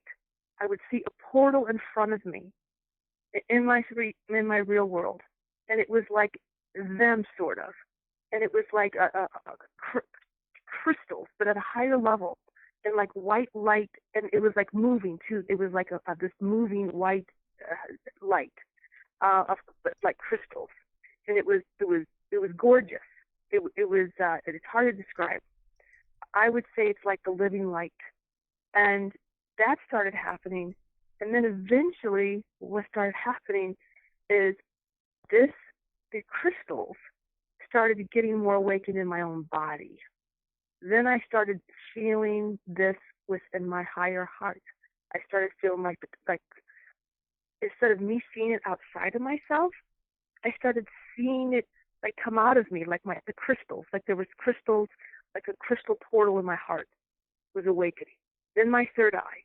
Then I saw like crystals awakening in my third eye.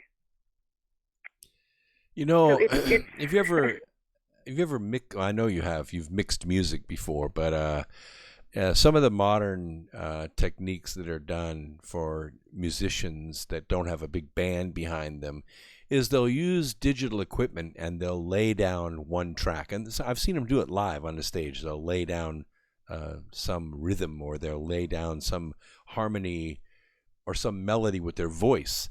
Then that will begin looping.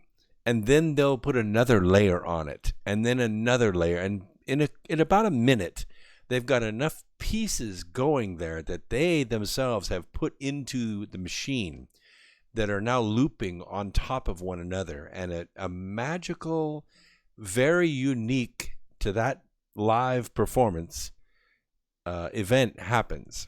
And it begins to awaken an emotion inside of you. Sometimes it's melancholy, but most of the time it's a very powerful feeling of love. I don't know how to describe it any other way. And when you're describing this to me, I'm thinking, because you're walking through these mountains, you're not just a receiver, you're also a transmitter. You're inputting your heart, your energy into these crystals. And each time you go out, you're putting another layer and another layer, and each layer is harmonizing with the last one to create this loop, this resonant loop. And then that one time you go out, all that plays back to you as a a composition that you created. That's what I'm getting from what you're telling me. That is beautiful what you. That is beautiful how you're able to articulate and put things together in this way. That is just beautiful. I love it. Thank you for thank you for seeing that, or from your own understanding, your view, your perception, and seeing that, because I didn't quite exactly see it exactly like that, but I can see it now. I can see that of how the layering of this resonance is taking place, and just so much has happened because of the crystals. I feel that the whole crystalline structure of the Earth is resonating. There's a crystalline structure within the whole entire Earth. We have a crystalline structure. So our vibration is awakening this crystalline structure, and the crystals are responding as well. Like exactly what you were saying. It's like I'm out there, and as a resonator that is awake, somehow made the connection with the crystals, and the crystals made that connection with me. That broadcast finally came together because we're supposed to. And that whole broadcast, and I've had experiences, and then I've had experiences with my clients, people calling out of the blue. They weren't, this was before I even talked about the crystals, or they knew what was going on. And people would start calling me, leaving messages, or they would write an email, and they would be telling me about the crystals. They would be telling me about the crystals. They would be telling me things like, you came into my dream and you gave me a crystal. And the crystal became the light. And then I became the light. And I'm like, uh-huh. So, what you were saying, that what's happening is that we are a network. We're a conscious, a grid. And I've always been very aware of the divine holy matrix. That's what I call it, the divine matrix crystalline structure that we're all connected to, and how powerful and significant it is here in Sedona. I am so honored and privileged every single day that I can live here, because I know that this is a higher portal resonancy field upon the planet that is a stronger broadcast throughout the earth and throughout the consciousness of this world. Is Sedona. There are places on the planet like that are these portals. But Sedona is one, and it's very interdimensional here as well. I agree with that. I'm really. I mean, I've never been to Sedona. Aware of that. I've never been to Sedona. I've always wanted to go.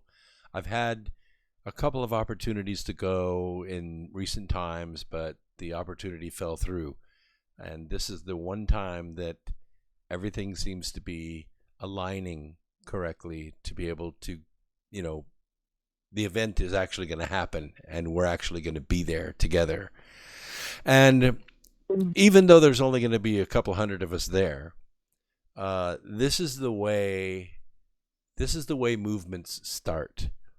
Movements, mighty changes in Earth don't take place with large groups. Large groups never do this. It doesn't happen in revolutions. It doesn't happen with riots. It doesn't happen with mass contagion.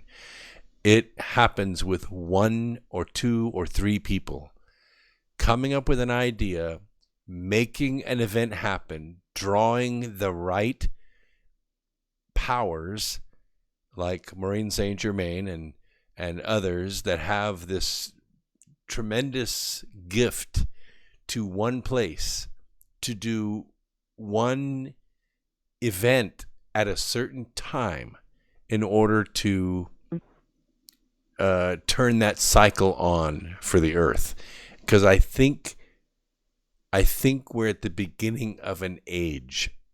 I don't know how to put it any other way. I think we're at the beginning of an age. I couldn't agree more. Those are the words. I say that a lot. And I feel that, and I know that. I've always seen this. It's like it doesn't, because there's people, sometimes light workers or sometimes different spiritual beings. I don't know what to call us, because we're so vast and we're so many.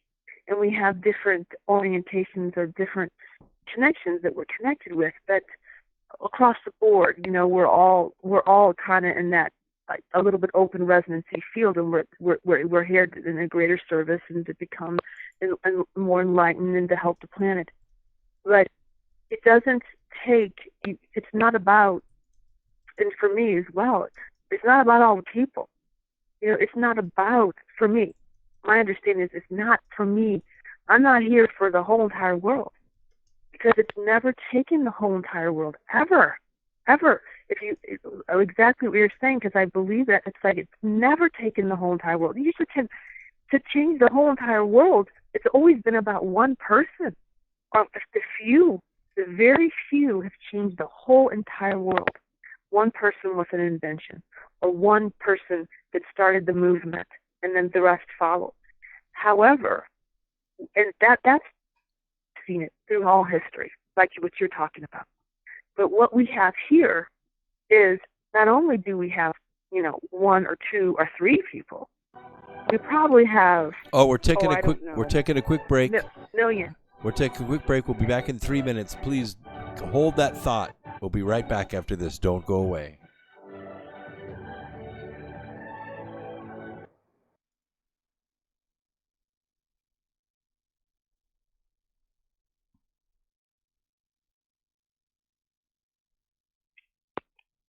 Truth Frequency Radio is your #1 source for news and information without the hate, hype, and fear. We're proud to feature cutting-edge programs like Beyond the Veil with Chris and Cherie Geo, X Squared with Brooks Agnew, Paranormal Portal with Brent Thomas, Sharonism Raw with Sharon and Missa, Fearless with Frank Castle, Strange World with Mark Sargent, The Eye of Ra with Ra Castaldo, The Infinite Fringe with Billy Ray, Ironworks with Josh Corey, The Kev Baker Show, and dozens more. Did you know you can listen from any telephone by dialing 641-793-7117 or call into your favorite show toll free at 833-TFR-LIVE. Uncensored talk and news you won't hear in the mainstream media. Truth Frequency Radio, your protection from deception. Reaching a deal on the wall, Louisiana murder suspect caught. I'm Evan Haining. Critics of President Trump say he caved to House Speaker Nancy Pelosi by opening the government without nailing down a border wall deal. On Fox News Sunday, acting White House Chief of Staff Mick Mulvaney refuted that claim, saying the president saw an opportunity. This gave a chance to the Democrats to prove whether or not they really do believe in border security and are willing to go against Nancy Pelosi, or whether or not they are so beholden to their leadership that they're never going to vote for a barrier on the southern border. Meantime, Senate Minority Leader Chuck Schumer wants to protect federal workers by blocking the possibility of future shutdowns. I'm supporting legislation that will make sure we never have another shutdown again. That if the president and the Congress cannot come to agreement, the federal workers are still paid. Before they died of gunshot wounds, Elizabeth and Keith Terrio told Louisiana police their son had pulled the trigger. Well, a search began for 21-year-old Dakota Terrio, whom they believe also murdered 3 other people. Correspondent Kaylee Hartung reports Terrio's grandmother, who lives in Virginia, was afraid he'd had her way, so she stayed at a motel last night. This morning, she asked authorities to go check on her house to make sure it would be safe for her to return.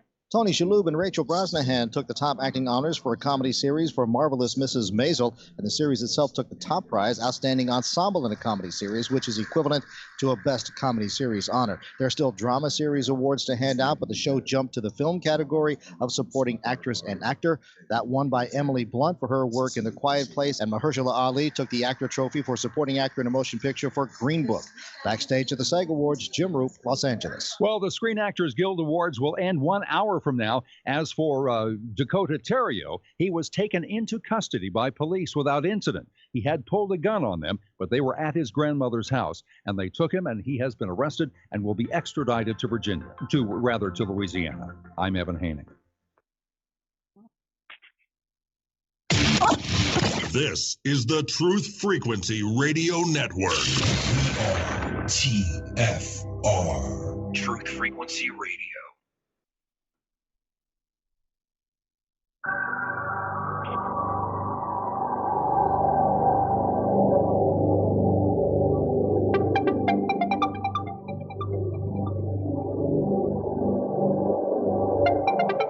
The spice extends life.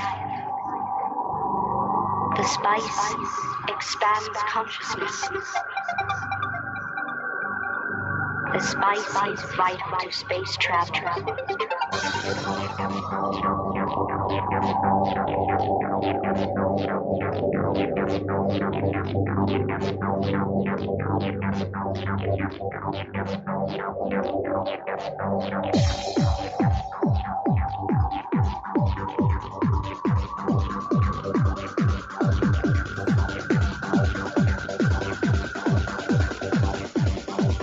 Travel without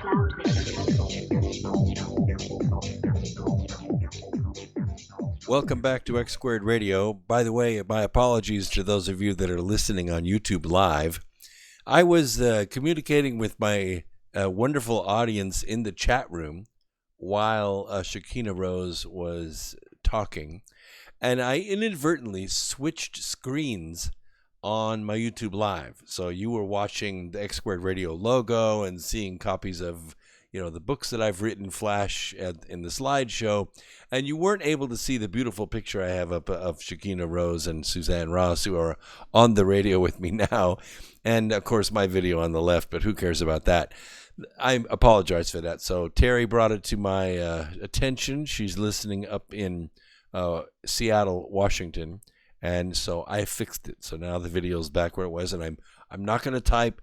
See, my hands are right here. I'm not going to type in the chat room while we talk about this, because I know Shekinah can't stay through this whole segment. But I wanted to delve a little bit more into this thought, because this is also resonating in the chat room, and that is that the left, or the darkness in this country, they don't sleep and they don't give up.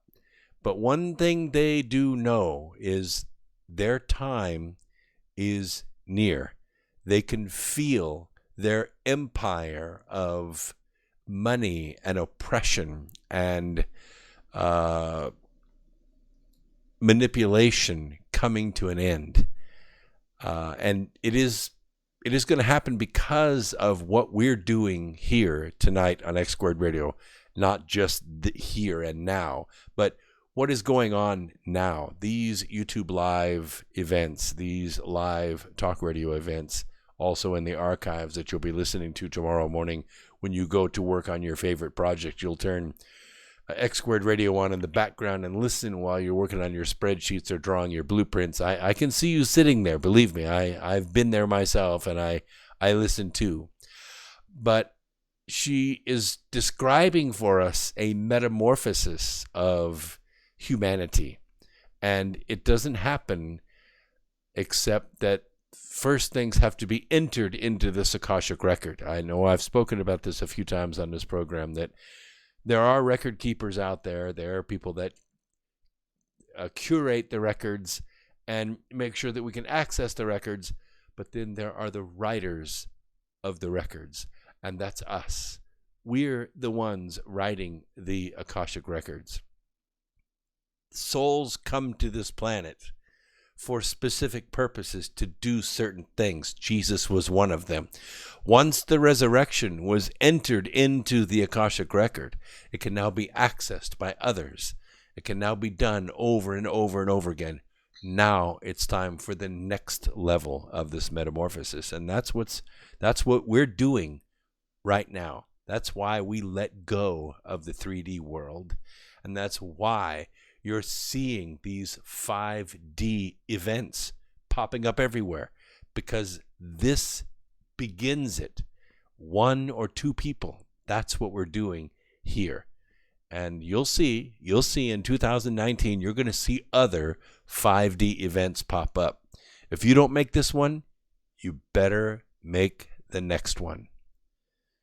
So Shekinah, carry on with your ushering in of this metamorphosis by one person.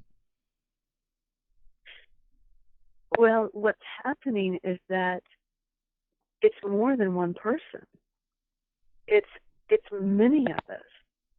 There's millions of us out there. There are millions of, at least, and maybe there's more, of light workers. Why do they all people feel all like over they're the alone? world. Why do all those millions of people feel like they're the only one?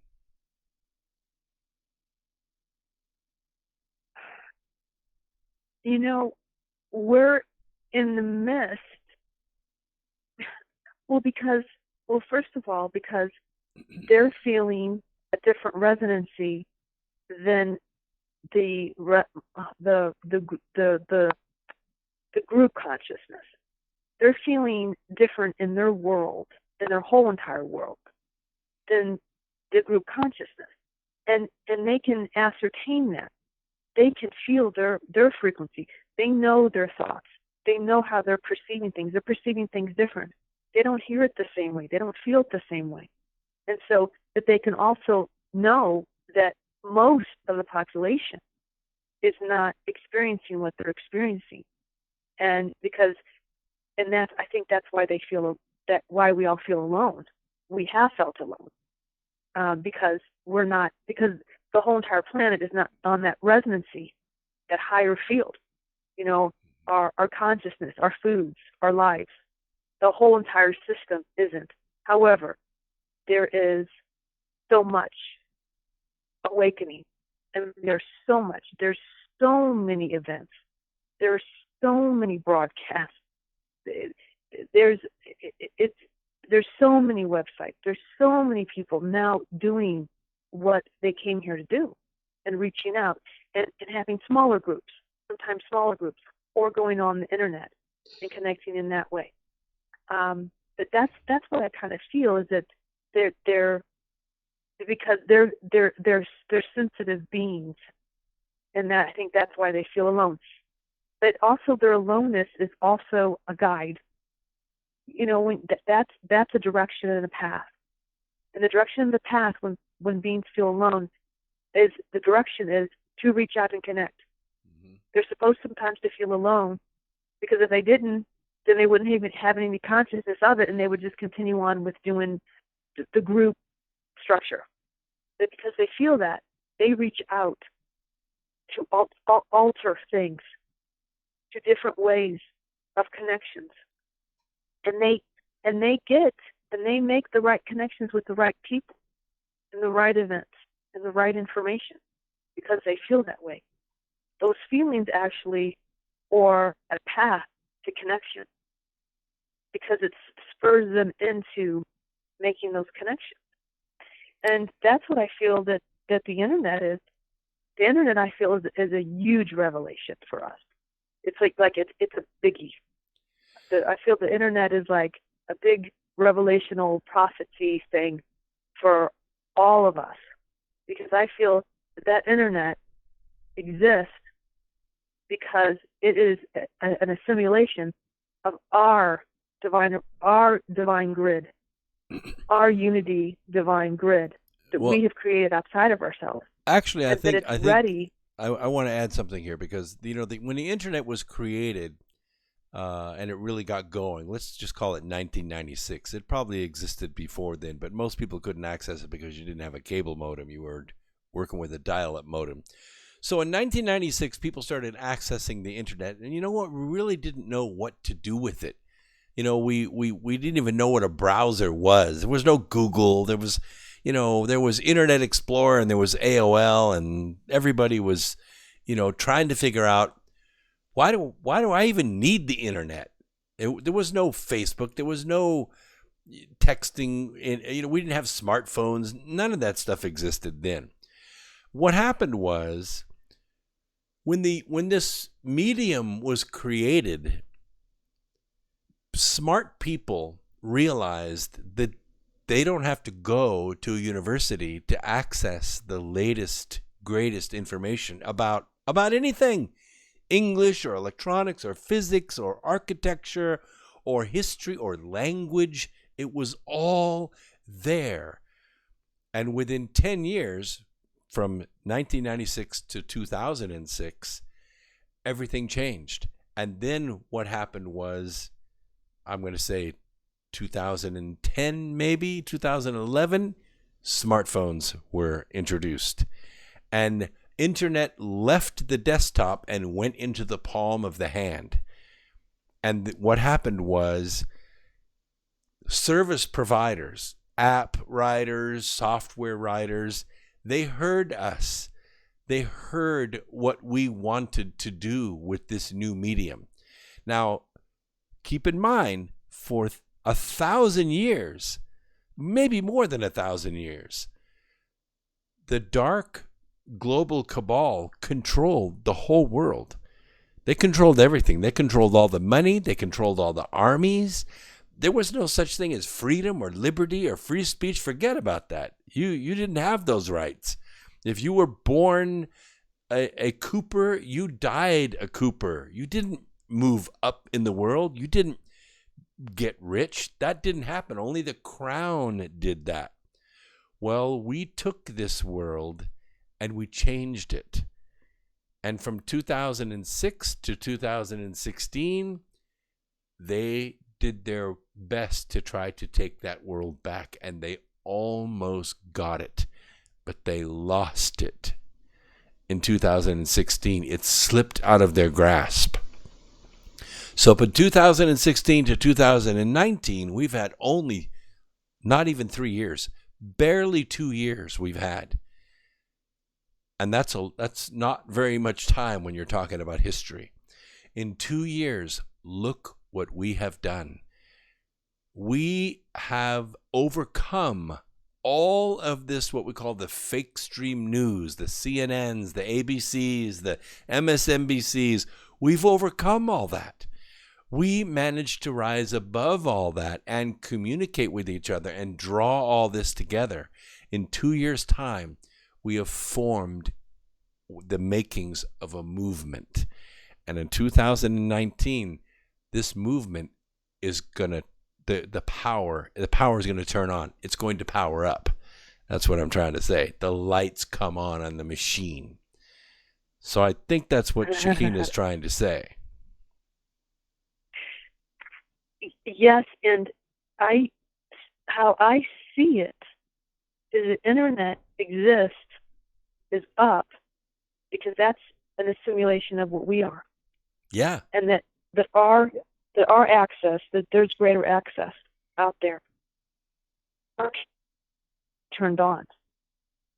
The internet is, for me, is always, my understanding of the internet is like, everything exists within the etherical, spiritual energy world first.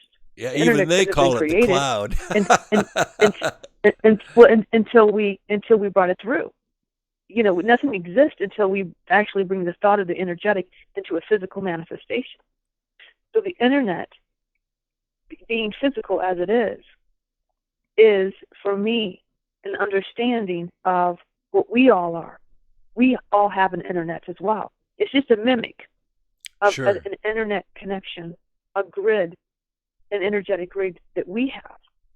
And so seeing the internet means, for me, that grid, that divine connection, that unity connection, is stronger and ready to be connected. And that's within all of us. And that the access of information is greater now, because everything mimics and is what is in the energy field of the consciousness. This is our consciousness. Well, so there's greater access at our palms, and that means that us as beings have. I know that I have greater access now to the higher realms and to the fields of information and consciousness than I have ever have.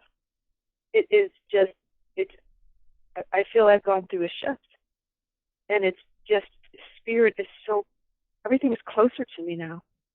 It's right there. Yeah. Whatever I need, whatever information, it's just right there. Just like what you were saying, now that we have it in the palms of our hands. It's a local that's how call. I see it.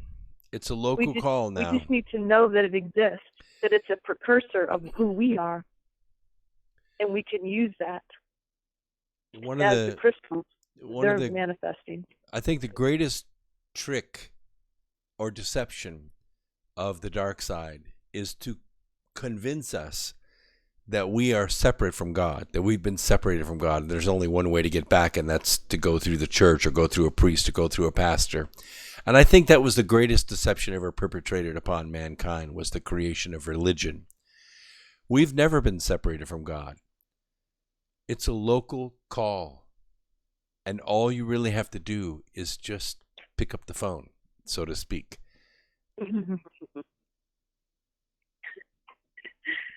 Yeah, I love that. I love that. And now we got those communicators. That's what I call them. We got those communicators in our hands. Everybody's walking around with a communicator in their hand, like in Star Trek. I used to like the flip phone. You remember the Razor? It kind of flipped out like a communicator on Star Trek. I really liked that phone. Yeah. Well, we're there yet now. We're in Star Trek times. That's So right. think about that. So whatever that is, we're in Star Trek times. So all of those particular things exist because we're in that field now. Yeah, it's I definitely have felt a shift, vibrationally, energetically. I don't know exactly when it all happened. I think probably the crystals were probably, helping me as well. That them manifesting like that, and I have a ton of them now, and their resonancy and their awakening within my own self. But I just feel it's a reflection of the whole entire planet. The crystals of the whole entire planet, and the crystals are within our own body. I mean, that's pretty incredible.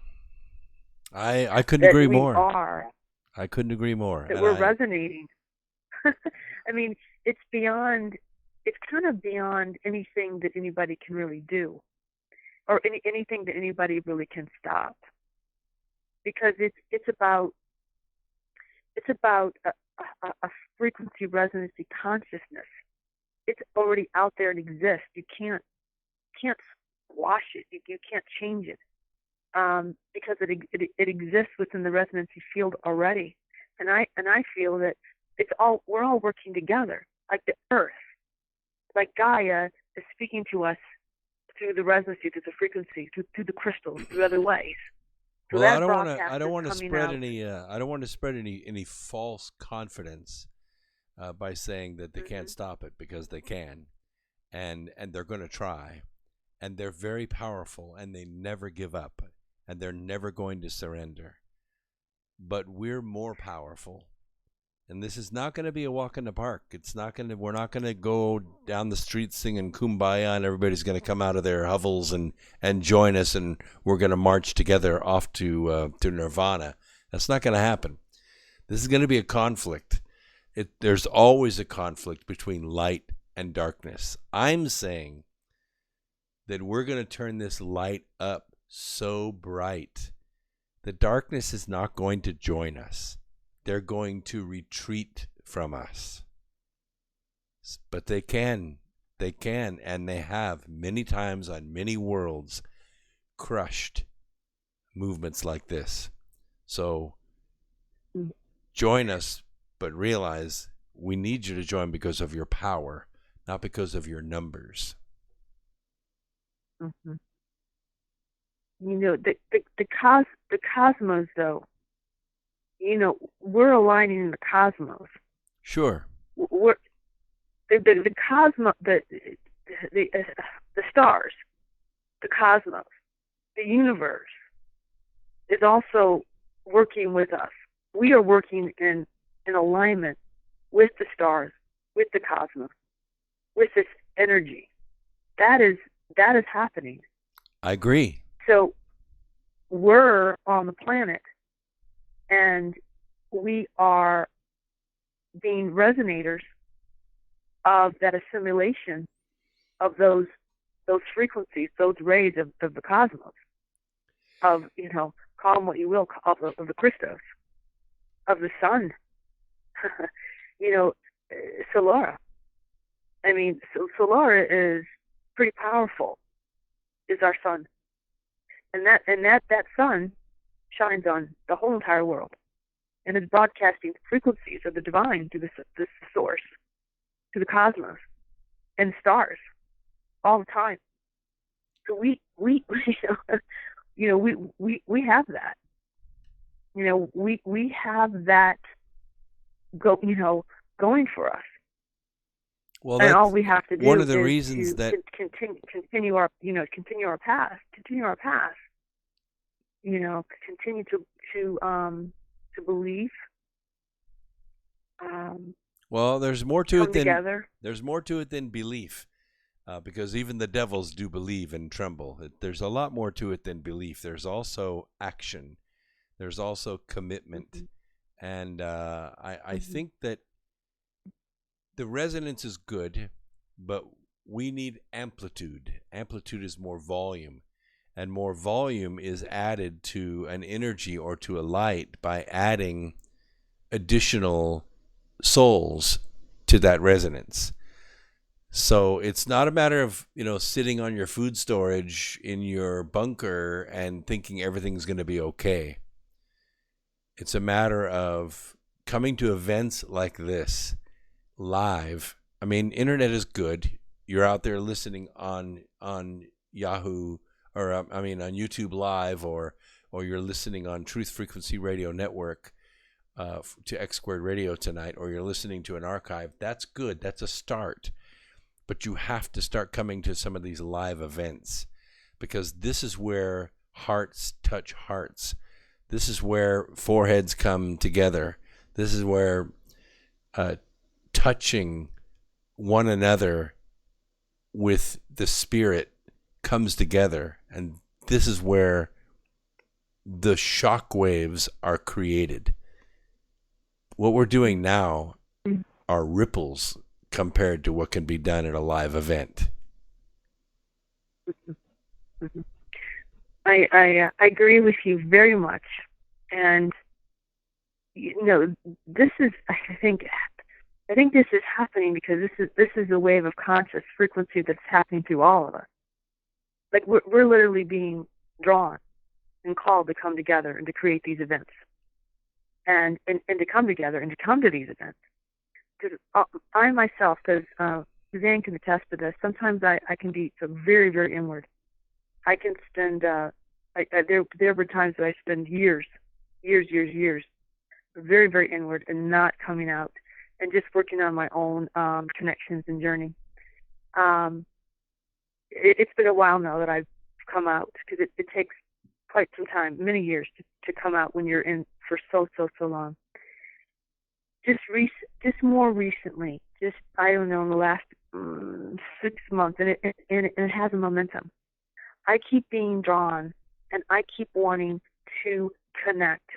And I've been saying to some of my close friends, I'm saying, because I do sessions on the phone, and all my sessions and all my connections are done over the phone or through the the internet, email. And I'm like, I've got to connect. I need to be with the people. I need to be with others. I need to touch them. I've got to come together. I'm like my beingness is feeling this. Sure. I need to be in a circle. I need to be with others. So I'm really feeling this and experiencing this, and this all these different levels. And I feel like, and what you're saying, like you're saying about this and how we need to come together and we need to come to these events and what these events can do. I feel like we're all starting to feel that.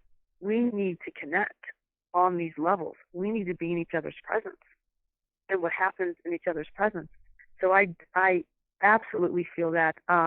Actually, February 23rd, I'm going to have a. I didn't have anything. Last year, I didn't have any events at all.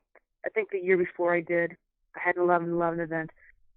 But I'm just so feeling called, and so I'm going to have on February a gathering, a language of light, healing circle, ceremony, connection, awakening, activation is going to be happening in February 23rd, because I am saying that February, the whole month of February, I'm dedicating is to love. the whole entire month. Every single day I will be dedicating that month, that day, to love in February. I think that's a capital idea for everyone. That's an order. Everyone loves in February. We're going to take a break in about 1 minute, and I have thoroughly enjoyed having you on the program tonight, Shakina. Awesome, awesome experience. I cannot wait for Sedona. This is going to be great.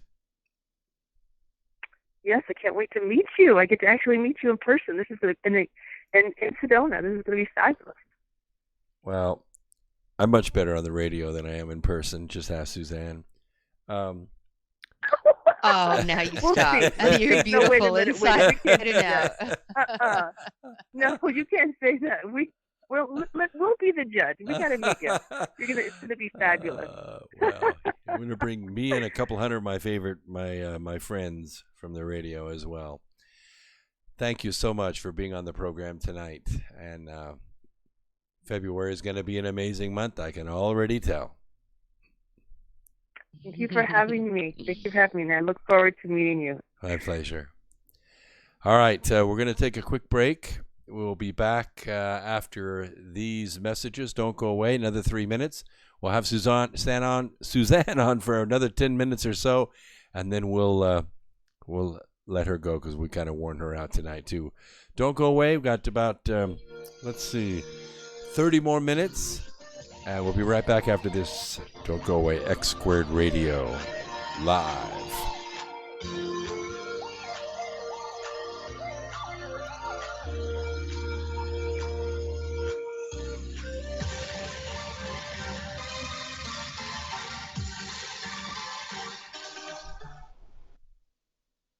Tell me about the waters of your homeland, Morty. It is well known that the key to escaping the matrix is purifying your consciousness. But our consciousness is bombarded daily with chemicals in the air we breathe, the food we eat, and the water we drink. This is why we are proud to bring you TFRwater.com, where you can get the Alexa Pure water filtration system. Unlike typical water filters, the Alexa Pure comes standard in stainless steel to keep your water free of BPA and dangerous chemicals found in plastic. This revolutionary water filtration system removes 99.999% of all contaminants, including fluoride, a dangerous neurotoxin added to drinking water, which was first used in Russian gulags to keep prisoners docile. This is standard without the need for expensive add-ons. The Alexa Pure retails for $199, but you can get $50 off by going to TFRwater.com now. Supplies are limited. 4 per person, please. Do you want to lose weight but have no idea where to begin? The Fast Start Diet, a 3-day weight loss plan, is the answer. 3 days of nutritionally balanced, calorie-restricted meals delivered right to your door. No shopping, no measuring, and no cooking. Everything is prepared for you and ready to eat at home or on the go. The Fast Start Diet has all the amazing benefits of intermittent fasting without starving. We've helped thousands of people who have struggled to reach their weight loss goals. Isn't it time we helped you? With the Fast Start Diet, you'll lose weight and feel great. Find us on Amazon or go to faststartdiet.com and use promo code POWER to get $10 off your first box. As a special bonus, we will include our #1 rated Lipo3 appetite suppressant spray free with your order. Whatever your diet plans are, start with us at faststartdiet.com and use promo code POWER.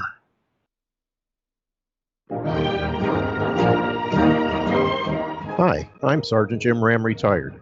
In early 2012, I was facing a laundry list of chronic health conditions that my physician was telling me were incurable. I knew there had to be a better way, and I learned how I could reverse every one of my ailments with science-based, clinically verified medical nutrition. In just a few months, I was able to reverse high blood pressure, gastric reflux, sleep apnea, arthritis, degenerative disc disease, heart arrhythmia, AFib, and many more. And I've lost over 70 pounds and kept it off. Now I'm hosting a radio program that's dedicated to helping my listeners do the same. If you're sick and tired of being sick and tired, if you're sick of being used as an ATM by your doctor, then you'll want to tune into the Your DIY Health radio program here on Truth Frequency Radio every Thursday from 9 a.m. to 11 a.m. Eastern and 6 to 8 a.m. Pacific.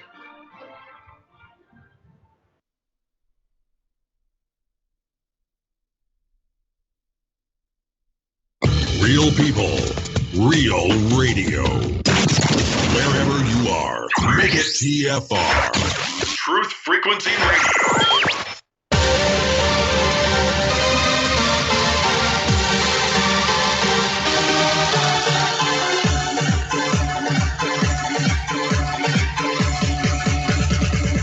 Let the bass drop.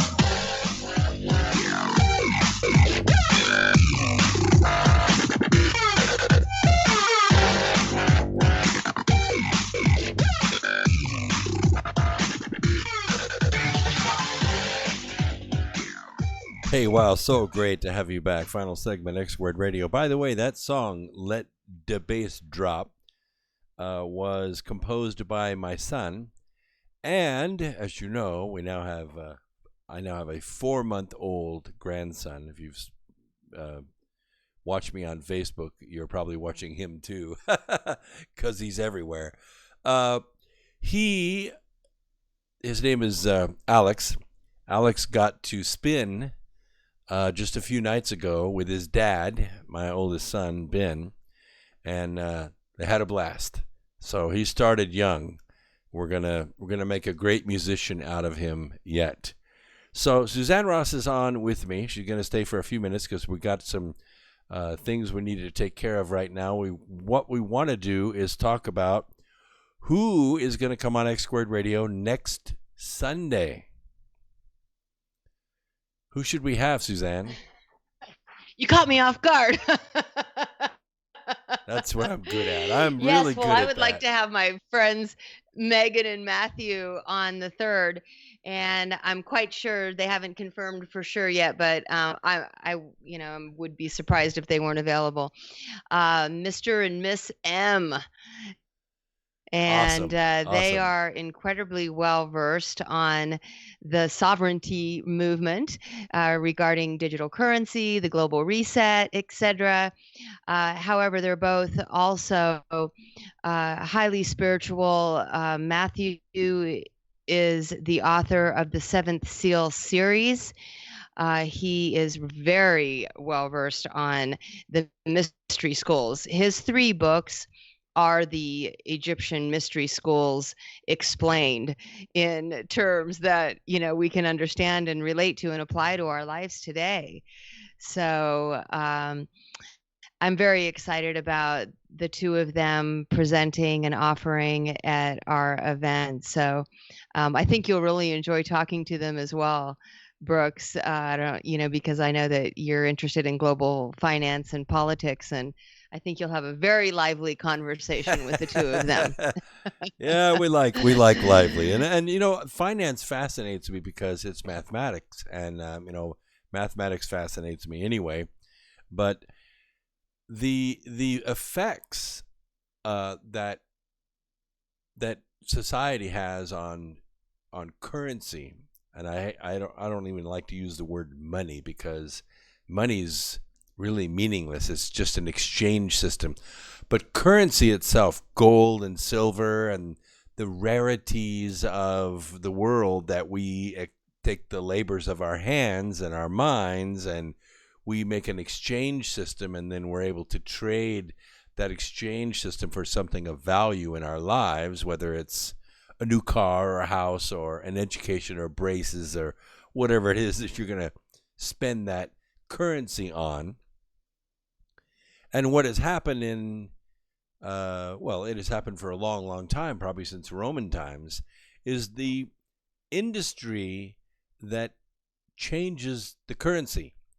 You remember when Jesus went to Jerusalem the first time, when he began his 3-year mission, the money changers were taking money from pilgrims that were coming to Jerusalem to worship at the temple and to, make sacrifices for various sins. They had, doves and lambs and different things that you use for different sacrifices. But you couldn't bring your own. You had to use temple script to buy these things that were suitable for the temple. And so you'd bring in your, whatever currency from another country, and they would make an exchange for you and change that into temple script so that you could make that purchase. Well, they were cheating the people. And Jesus saw that they were cheating the people. They weren't making a fair exchange. And so he turned over their tables and he whipped them and drove them out and said, "My Father's house shall not be a den of thieves." Well, then you recall his 3-year ministry begins. He goes around, he heals people, he does all of these things. His name spreads, his fame is unstoppable. He returns to Jerusalem on Palm Sunday. Guess who's back at the temple? Yes, the money changers are back at the temple doing the same thing. So what does he do? Probably against the advice of his own apostles. He goes and beats them up again, turns over their tables, smashes their stuff, drives them out with a whip. And of course, the Pharisees see this and they're all mad about it. They want him eliminated immediately, but he escapes from them. But he said something interesting. He said, "My house shall not be a den of thieves." You see how he changed? You see how he grew? Well, this is now happening all around the world. Currencies have been manipulated. They have been overpowered by these brokers. And several currencies have been totally driven off the market. The Vietnamese dong, the Iraqi dinar, several other currencies have just been driven off the market altogether. Look what happened to the ruble, for crying out loud. The ruble was driven into poverty. The the Indian set of currency, 27% just dumped almost overnight. That's these money changers. That's what they're doing. They're forcing all of these currencies and manipulating them. That's how George Soros became the wicked power he is. He broke the Bank of England by manipulating their currency, and he became a multi-billionaire. Look at the mayhem he has spread around the world with this power. And the same thing with Singer, and the same thing with Steyer, these massive multi-billionaires that are wreaking havoc on our world. They meet at Davos, they meet at the Bilderbergs, they meet at these secret bohemian meetings, and they decide what is going to be done with the world by manipulating the currency. Well, that is about to come to an end. That's the sovereignty movement that you've heard about. And I guess if we have the expert come on next week, I am totally excited about hearing about this. Yes, they do have intel from the highest sources. So, excuse me. Suddenly I got a frog in my throat. Well, this is yes, gonna be, and I can tell you, I spent a lot of time with them, and what they know will blow your mind. You know, I like and to have they've my mind actually blown. traveled around the country speaking at events about this knowledge and sharing it with others, so you know we can manifest the sovereignty movement. But their information and knowledge is well grounded in fact, in research and connections that they have. There's another sovereignty movement that is part of this. It's the core of it, and that is the Convention of States. This is a do not, in case of emergency, break glass clause that's inside the Constitution, Article 5. It allows the states, just in case the central federal government becomes too powerful and overpowers the states and begins to oppress individual liberties, the states can step in with their own convention, but it takes 2/3 of the states to come together. It takes 34 states to come together to force or to enact this article in the Constitution that allows a convention of states. Now, for several years now, since I wrote the book in 2012, and I guess it's been about 3.5 years or so, the Convention of States has been building in size. We now have over 2 million people actively involved in the Convention of States. There are over 157 delegates spread over all 50 states. We've had 2 conventions. We're going to have a third this year. in these conventions, we are debating the amendments that we're going to make to the Constitution to set things right. This is the sovereignty movement in government. It is happening right before our eyes. Now, 12 states, including North Carolina, have signed their sovereignty resolutions. Obviously, we need 22 more states to do that. So I highly suggest that you go to COS Action, that's Convention of State Action.com, cosaction.com. Become a captain, find out who the captain is in your region, and join and get active and talk to your state legislators about signing the sovereignty resolution and enacting the Convention of States. This global reset is not just currency, it's also government, and it is vital for the survival of mankind, I believe. Okay. Wow, wasn't aware of that, and so thank you so much for sharing that with your audience, because clearly the more people that are well informed about that, the more you can recruit to join the movement. And I know that, this global reset and changing the influence of the central bank is critically important to creating just a higher frequency and more unity consciousness for all, prosperity for all, not just for a few, not just for the elite. So I'm all for that. Yep, me too. Suzanne, I know you're tired. You've been part of the program all night long, and I so appreciate you bringing Amanda Romania on and Shakina Rose. Both of them were gracious, gorgeous. They're going to be awesome at this convention in March, and I'm honored to have had them on X Squared Radio. Thank you so much.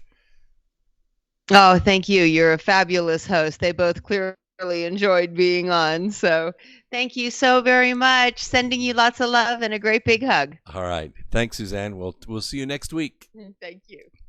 Bye-bye. Okey-doke. Bye. All right. I wanted to touch on a couple things, Earth Explorers, because I've talked to you about space junk from time to time. Space is for everyone. I mean, I don't think you and your homies can put together a satellite and put it up, but you're enjoying the benefits of it if you have a smartphone, or if you're listening to this program on YouTube Live, or if you're listening to it on archive. Space is for everyone is a popular saying, but it rarely holds true, partly because it's very expensive to put things in space. You got to get a launch engine. It costs millions of dollars. You have to wait in line. And some countries have actually waited decades. And other countries have a decade's head start and established procedures that everyone else has to follow. So rethinking those established procedures could address not just inequity, but other looming challenges. Like one of the things, if you've seen WALL-E, I know it's a kid's movie, but hey, when you have grandkids over, guess what's going to be on? Rated G stuff. So WALL-E is on TV.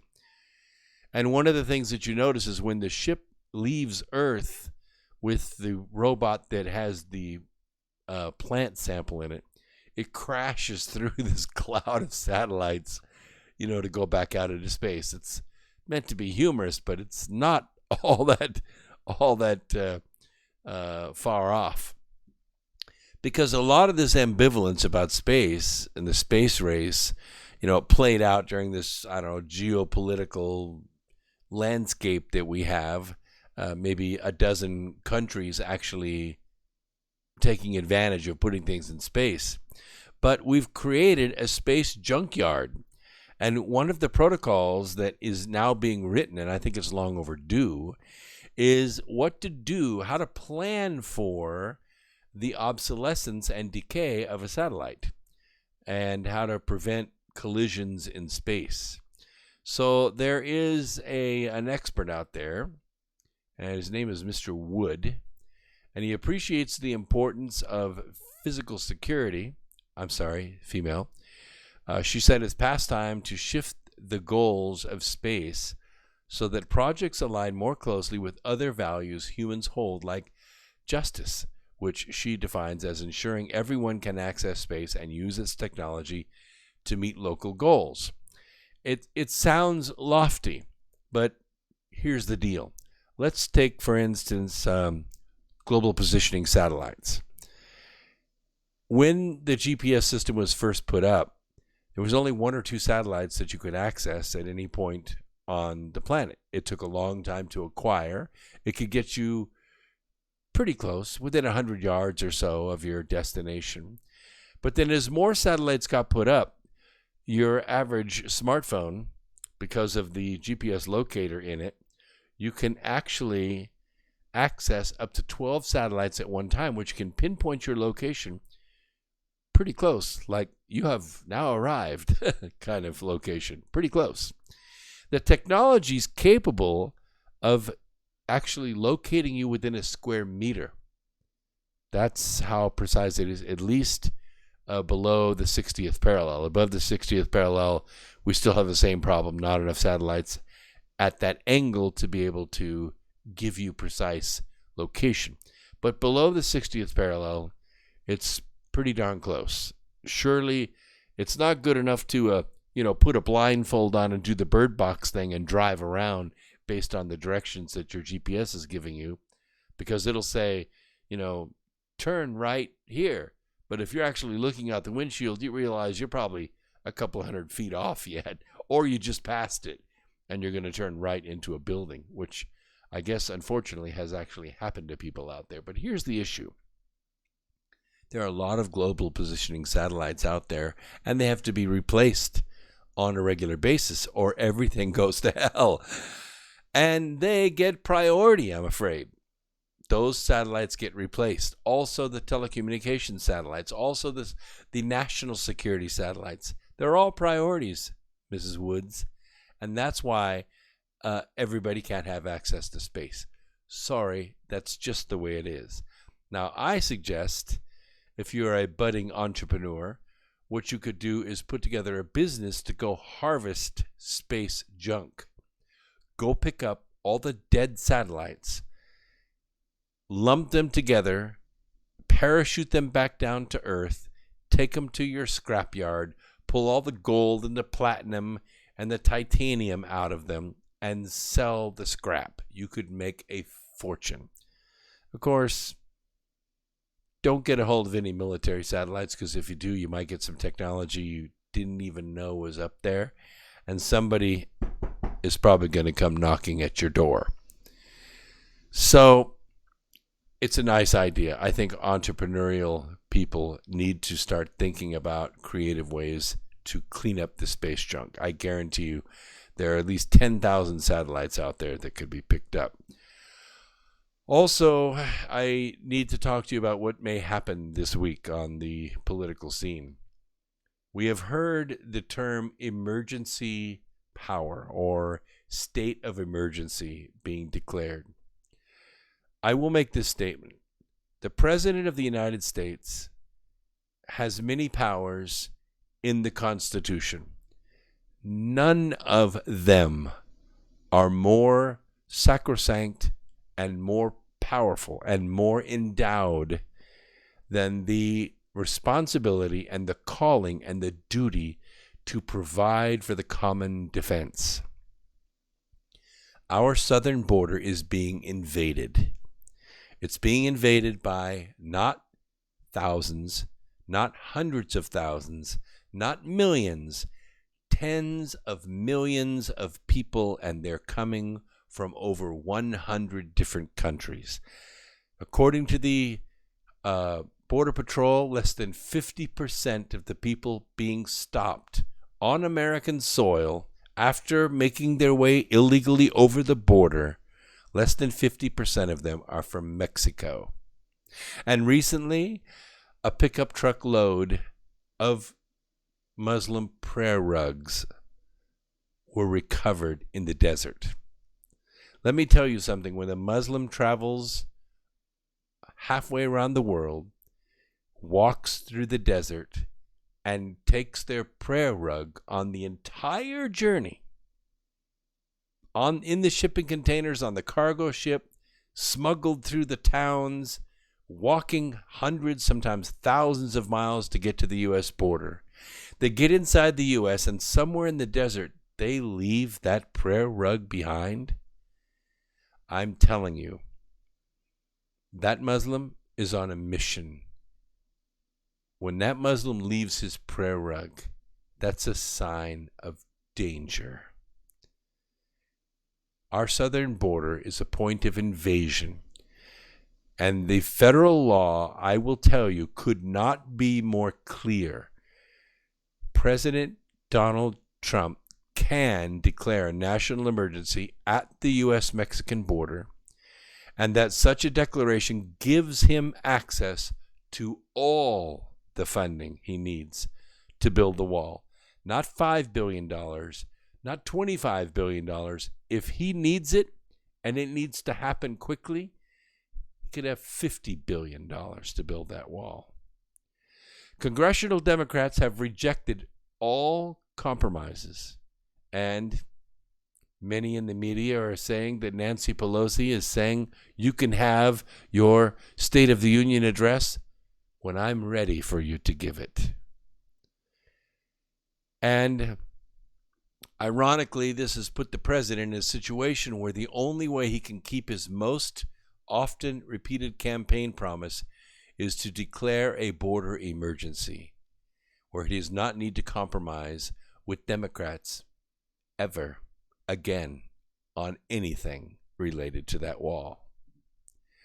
The National Emergencies Act of 1976 gives every president unconditional authority to declare an emergency on any subject, including a border emergency.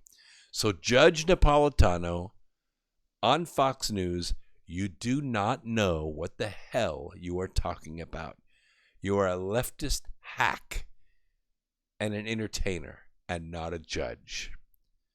Codified at 50 U.S.C. Section 1601, this federal statute provides that the words "any national emergency" in effect means a general declaration of emergency made solely by the president. Are you listening? Contrary to the hyperventilating from partisan Democrats and media hack pundits pretending to be legal experts on your TV, these emergencies are common and they can last for decades. Presidents have declared 58 emergencies since 1979, and 31 of those 58, they're still in effect today. The first such emergency, which by the way was declared by President Jimmy Carter in 1979 against Iran-sponsored terrorism, guess what? Still in effect 40 years later. That means no spending limits. Congress has passed 136 statutory provisions pertaining to presidential emergency powers over the years. And guess what? They delegated significant authority to the president when he declares an emergency.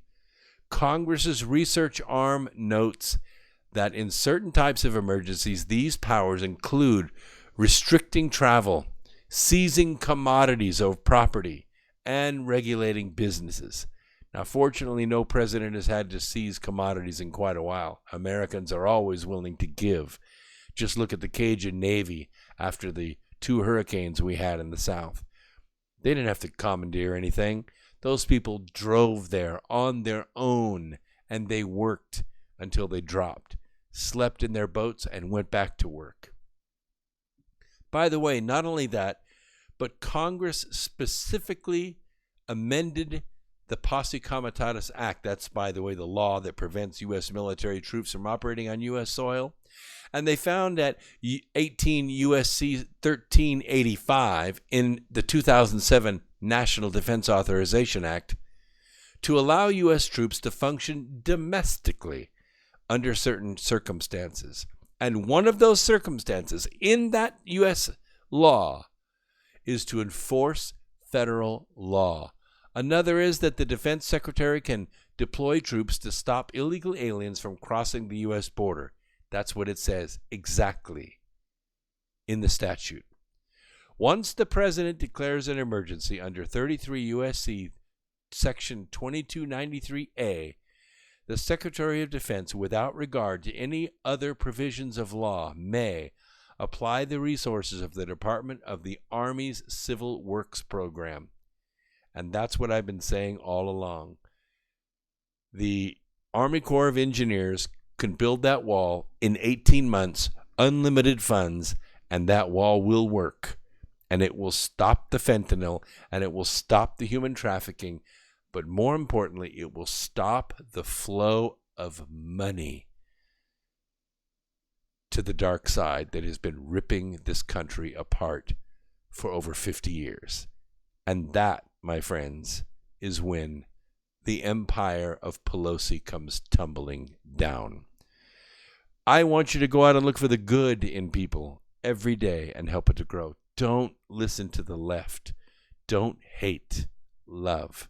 We'll see you next week right here on X Squared Radio. I'm your host, saying peace, Earth Explorers.